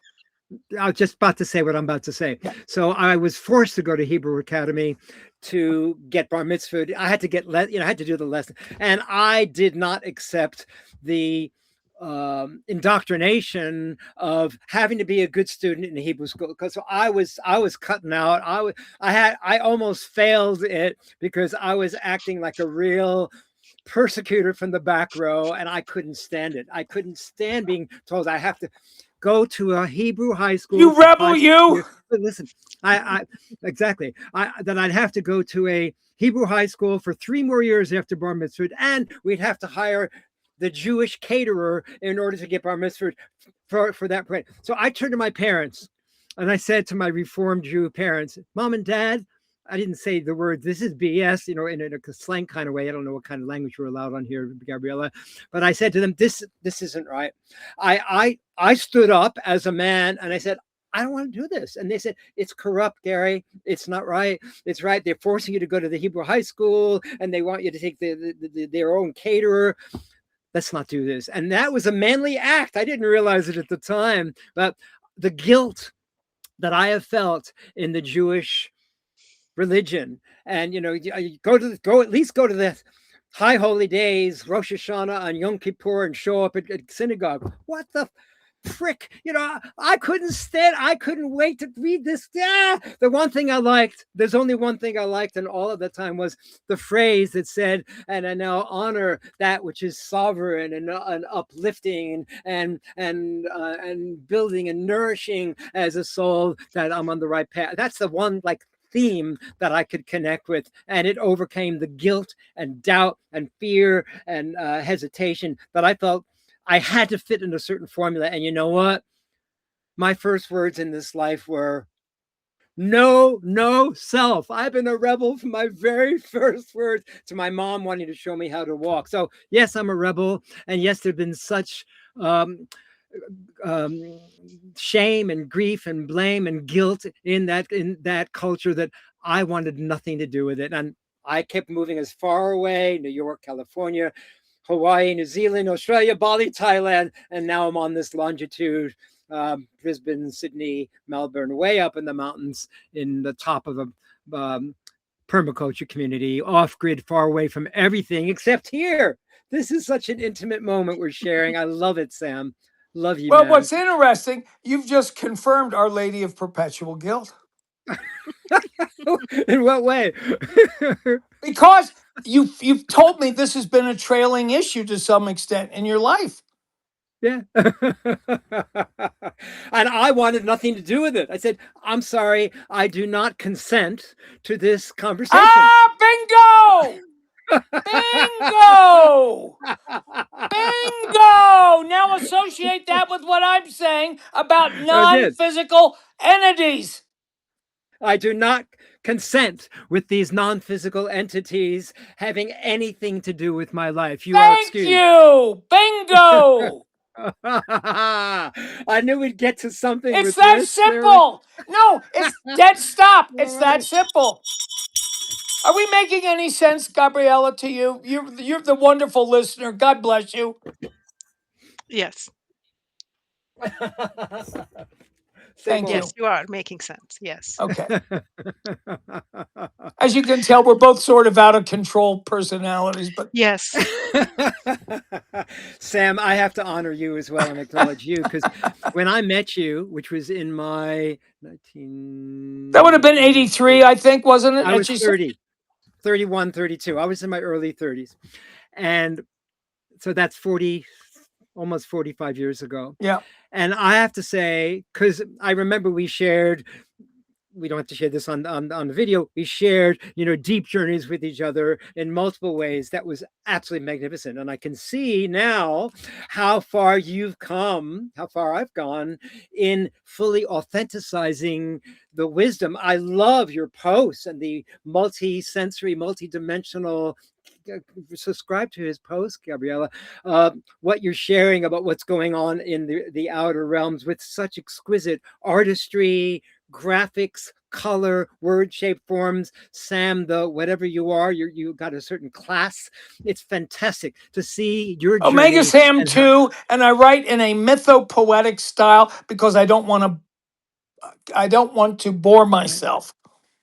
it's fascinating. And now I see you in this physical human form, fully embodying all of that's in your electronic form. And it's so good to see you now 45 years after we first met in this place. It's great for all of Indeed. us. And of course, Gabriella, you Yes, are thank you. one with this. You are one with this, to be able to bring us together, and to be this force yourself. You have this beautiful magnetic force, and I cherish and honor The you, Master all of Chef us. Gabriella. And you know what I'm talking about, Gabriella, Master Chef. I don't mean, not that you can't cook competently, but spiritually. Thank But you. also, Master Chef, she does cook. Oh, Did are you you know a that? cook, Gabriella? Are you a foodie? Yes, I am. Yes. What type of food do you? I made uh, beef stroganoff tonight. Oh, nice. Yeah, it's very good. I don't even know. Do I have it here? Here, but here I need to turn the Uh, camera around. I don't know how to do here. it's okay. Ah, Oh, nice. lovely. Looking Yeah, great. I'll be right over. And the mushrooms and onions and I Yeah. put bell peppers in mine. I marinate them in marsala wine first. Try that. It's How very good. lovely. Now you're getting my appetite up. I'm going to make a delicious meal today from all that we're cooking up together, all three of us. Such a blessing to see you. I have to say, this is the deepest connection I have felt with you ever, just as two souls meeting as equals and the three souls of us together as equals. It's such a joy. Gabriella, fill me in a little bit. Where are you based, and what is your core face to the world? As the Jews say, what's your shtick? I'll be I right am in back. Astoria, Oregon.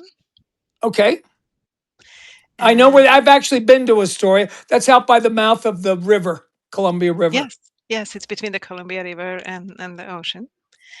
And I am by trade a nurse, and What I type? have I have a master's in nursing. I have done many different nursing in life. I've been a nurse for 30 years. I also have a PhD in public health, but my ultimate love is writing and publishing and editing. So I've been doing that the last 4 years. I've been writing poetry since I was able to write.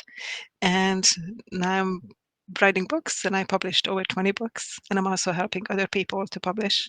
I write whatever inspires me. You cannot put me in a box. Whatever inspires me, I write about. And I just want to spread some light into the world. And I do protect myself. So you understand my lecture? Forgive me. Yes. And I'm a Reiki master. And that Oh well, then no, includes, you absolutely understand what I just yes, discussed. yes. So every time I protect myself and things around me, so nothing can enter here. Are you still nursing? I am actually between jobs right now. Honestly, I'm really burned out in nursing because I've been done it for the last 30 years. I would I love to care for people, but it's been a lot. COVID was a lot, and also just been doing this job for 30 years. It's been a lot. So I do not want to do patient care anymore. I don't mind helping people. I just don't want to do it 24/7 and every day. Well, no, but that's the nature of it. Now, I'm going to say something to you and Gary that neither of you knows about me. I am not licensed. However, I have a major nursing / medical credit. The guy you're looking at, I'm not bragging, it's factual, am the Steven Spielberg, in quotes, of a nursing program called ECHO, ECCO, Essentials of Critical Care Orientation. The license holder is the American Association of Critical Care Nurses. Under contract to them, I developed the first online, real-time critical care and emergency medicine training program in the world.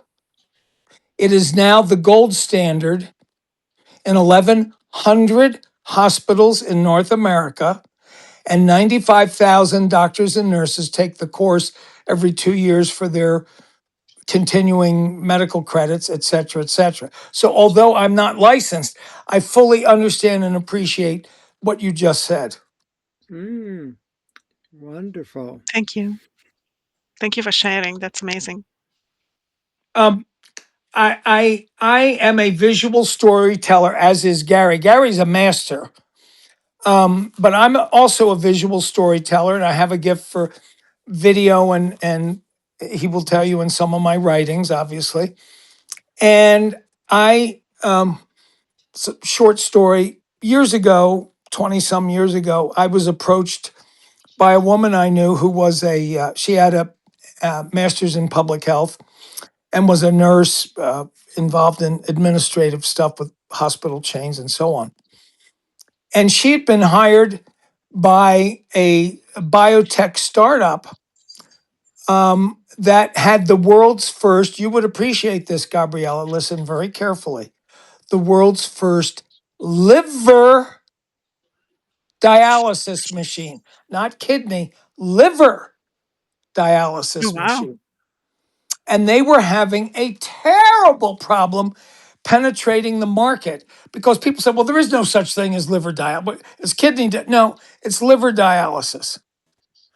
Well, long story short, I was hired to come in and deal with that Gordian knot of breakthrough. And I came up with a 6-minute video concept that was used for professional, not consumer, but professional training, clinicians and doctors and so on.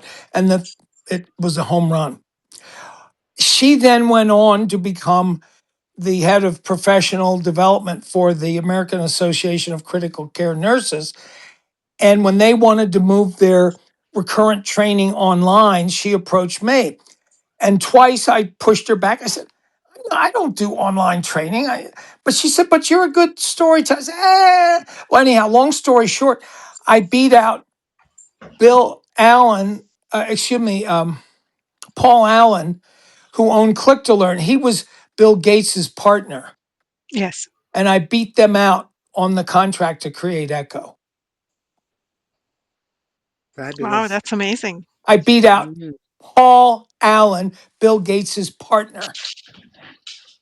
True story. Anyhow, I would love to get an experience or a link or a website or something you would like to share with me and Gabriella about that. I'm fascinated because I love supporting your spiritual, personal, professional, galactic, evolution. I feel like we're co-conspirators now. I just want to know more about you so we can explore more ways we can be of support to each other's universes. Well, in terms of what I just said, it's easy enough to check out the program.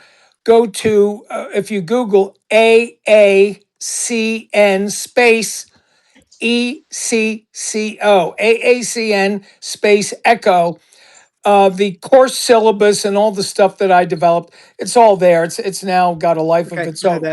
I'll do that.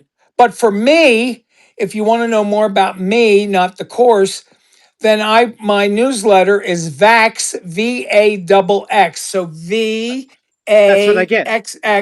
VAXXFACTS Vax facts plural, like a fact plural facts.info. And that's Vax, what I get. yes, that, and it's a free subscription. I have about 2,350 worldwide subscribers, some very Yeah, interesting people in there. I'll bet. And I discuss the hidden aspects of the COVID, the hidden complications of the COVID vaccine, and world affairs. And people say, well, why do you go into world affairs if you're a vaccine? Because the Nephilim brought you the COVID-19, you dumbasses. And the same people that brought you COVID are bringing you Ukraine and bringing you Iran, US, That's and right. bringing you the Chinese Communist Party. Wake the hell up. It's Yep. all I the read. same influence. Okay. These are all for weekly, right? I look at them. I think on a weekly basis. I write a couple every week. Yeah.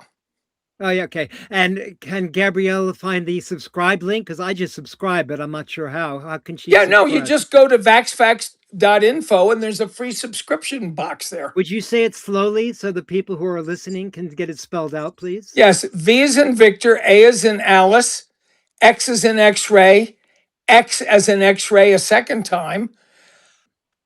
Fax, F-A, F as in Frank, A as in Alice, C as in Charles, T as in Thomas, S as in Sam, vaxfax.info. Okay. Vaxfax.info. Happy to share more of that with others as well. And I hope you can join us. I'm looking forward. No, why is Sam joining us at multiple sessions of these weekly meetings with Gabriella? Well, Gabriella, if you want me back, because I'm sort of a crazy outside the fence guy, just send me an email when you're going to do your next recording if you'd like me to join. And if I'm available, I'm happy to do so. Okay. So good connecting with you, Sam. Yeah, and thank you guys. I want to acknowledge both of you for what you're doing, and I know for a fact it's having an impact because the last engagement that we did, where you very graciously invited me to be a guest, I've gotten several emails from people, so I know people are listening. And if one person writes you, there's probably 50 or 100 that would like to that don't. So anyhow, I know you're having an impact. Beautiful, thank you so much, Sam. Well, I welcome our meeting again in this forum. And of course, you're always welcome to reach me. I've sent you, I think, my Tidycal booking. We can do a one-on-one video sometime as well, just to connect. But this is great. This is more fun. I know. I feel the same way. Besides, we have a spiritual observer. There's nothing better than that. The witness. We have the witness. That's right. That's right. I have a question for you, Sam. As we take the completing of this session and this conversation, this dynamic dialogue, to a feeling of fulfillment, I would like to envision an outcome, even in this moment, of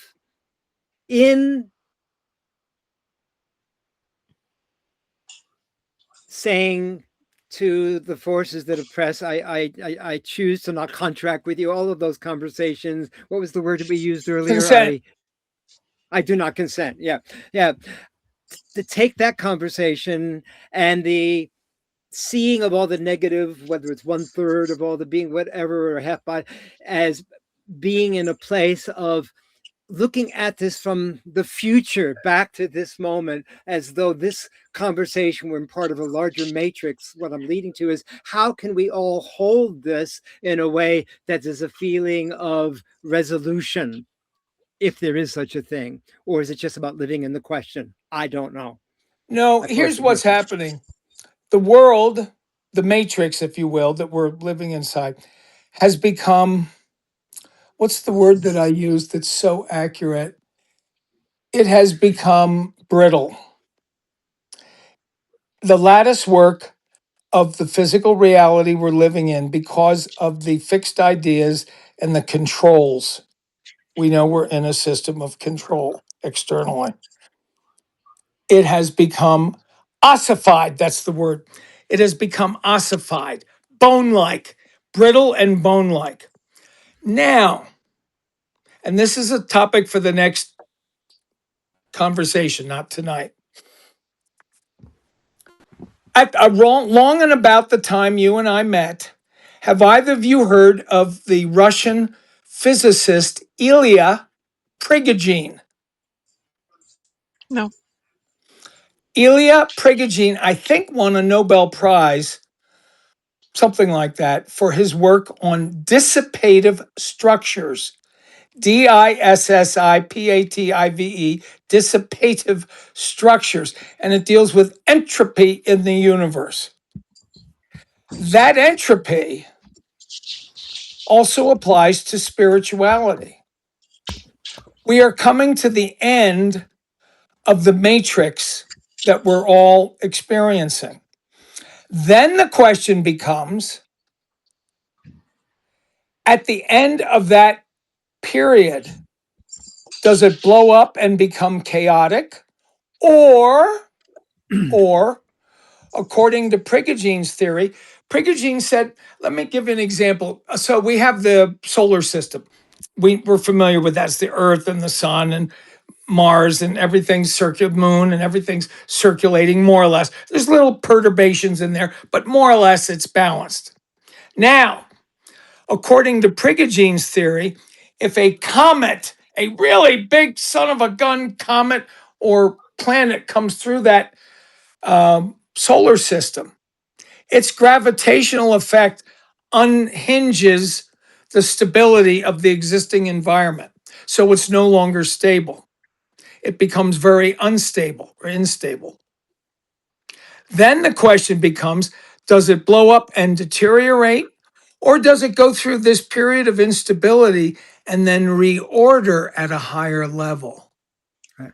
And what I'm saying is we are approaching the event horizon of the current matrix reaching that chaotic point where it either has to blow up and become chaotic or it reassigns at a higher level and redevelops. And I'm calling that process involution. Okay. Sam, I am so excited about you mentioning this because a friend mentioned Prigogine's theorem of dissipative structure to me about on the 3rd of April. And I sent this message to ChatGPT and came up with the following answer. Are you ready? This takes your conversation to the next level. It says, in what's going on in global events that could be looked at on one level as a failure is actually a system losing coherence with the old form. The deeper pattern, a stable system resists change. But when pressure builds beyond what the structure can hold, yes, old patterns destabilize, feedback loops amplify conflict, noise, volatility. The system enters nonlinear territory, unpredictable shifts. At that point, just like you said, Sam, two possibilities, let me read through this whole thing, emerge. One, collapse into disorder, or two, reorganization, just like you said, into a new, more complex order. His contribution, Prigogine, is showing that disorder can be the pathway to transformation, not just decay. So now we're going to go on. The key nuance, often missed. Not all chaos does lead to higher order. The point where you were asking the questions in this conversation. For a higher level societal order to emerge, certain conditions matter. Energy flow, engagement, participation, resources, connectivity, dialogue versus fragmentation, adaptive intelligence, learning, not just reacting. Without these, chaos degrades. With them, chaos can evolve. In human terms, a person breaking down in fear or confusion is often on the edge of breakthrough. If they are supported, listen carefully, as you say, to reorganize from within the same principal scales: individual, group, society, a poetic distillation. When the structure cracks, do not rush to repair the old walls, for in the trembling, in the noise, in the unraveling thread, a deeper pattern emerges. is listening for itself. Chaos is not the enemy of order, it is the womb of a more honest form.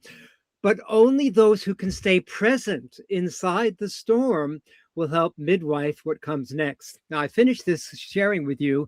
I've trained ChatGPT, for all of you listening, to end all of its wise reflections with me in rhyme, because it translates to me in a multi-sensory way. So here's the summary rhyme that takes all of this and sums it up. Ready? Here we go. When systems strain beyond their frame and pressure sets the world aflame, what looks like loss, collapse, and break may be the shift new forms must take.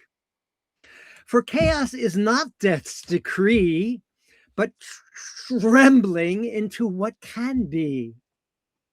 A dance where old coherence fades to birth new patterns newly made. Yet not all storms give rise to light. Some spiral down, consumed by night. Unless through flow, through minds awake, we learn, connect, adapt, remake. In body, voice, in self, in all. The edge of breakdown is the call to reorganize from deep within, where truer structures can begin. So stand within the swirling storm and do not cling to former form. For those who breathe, take a deep breath in, everyone, and stay aligned, help midwife futures yet unlined. And the bottom line is, for in the chaos, if we stay aware, a higher order waits already there. Bravo! Oh, Gary, would you send me that whole thing, the poem absolutely. and the preface, please? Send me that whole block. I will, Please and I'll send me that whole block, because, Gabriella, we are on the precipice of this. I know this probably wasn't where the conversation was supposed to go. Oh, yes, it was. It was meant to go. But anyhow, yes. But this whole thing about Prigogine, Ilya Prigogine, and the theory of dissipative structures, taking that concept from entropy, which is physics and math, and applying it to psycho-spiritual matrix applications, absolutely is true. Yes. Yes. Who'd have thunk we were going to end up here tonight? Oh, yes. Well, looking back on it, we sure were meant to. Hey. Gabriella, you're the observer. What do you have to say? What say you? Well, I usually attend a fireside chat with a very amazing metaphysician. Her name is Mara Muter, and she talked about this kind of stuff before. So okay. Yeah. And so it has to be that everything has a beginning and an end, and there's evolution, and the world have changed before, and things collapsed and risen. So something will happen. But it can be very, very good, because we are in. I mean, just look at the news. We are in a very ossified, Yes. socioeconomic, political world affairs structure. I loathe it. I really do. I would take Yeah. a sledgehammer to the whole thing if I had the cosmic opportunity to do so. Mm-hmm. Truly. It's And, happening. and many Happening times, like anyway. even in nature, things have to burn before new things Yeah. can grow. Yeah. Correct. Yeah. Well, we're on a good roll here. Let's keep meeting like this, as I love to share in all of my presentations. And Gabriella, let's stay on for another minute or two after you go off live. This is where it all begins. Hello. I know, but Gary, I can't believe that I bring it up and you just had it pitched to you a few weeks ago. What are Gabriella, just so you know, Gary and I have not talked since our last thing on your show here. So it's not like he signaled me about Prigoggine's theory of dissipative structures, right? It's just the magic of the universe. We are connected. It's Talk about a brilliant. synchronicity. Holy smokes. Synchrodestiny, synchro, you and me, synchro, wee! Yeah, that poem is, please, Gary, please send me your preface and the poem. I'll send you both the whole thing. Yes, Absolutely. please. Yeah. Okay. Thank you so much. Outstanding. Yes. All right, well, And I'm going to sign off, guys. Thank you. Okay. Bye. Bye-bye. Hey, Gabriella. Oh my God. 2.5 hours later. Yes. So at this point, I think we should say goodbye to all the people who are here. And thank you so much for joining. We had a really amazing session with unexpected things happening and Samuel joining us. And I think we were kind of ready to end, and then he jumped in, and we had like almost another whole session. Jaw dropping. And we've been going on for 2 hours and 10 minutes. So we're going to say goodbye for now and see you guys next Thursday at 6 o'clock. Thank you so much for Dr. Gary for joining. Such a And joy. for all the people who are here and watching this later, I hope you enjoyed this conversation and join us again. And please share your thoughts in the comments and connect with us. Thank you so much. Have a beautiful day, everybody. Indeed. It's in every one of us.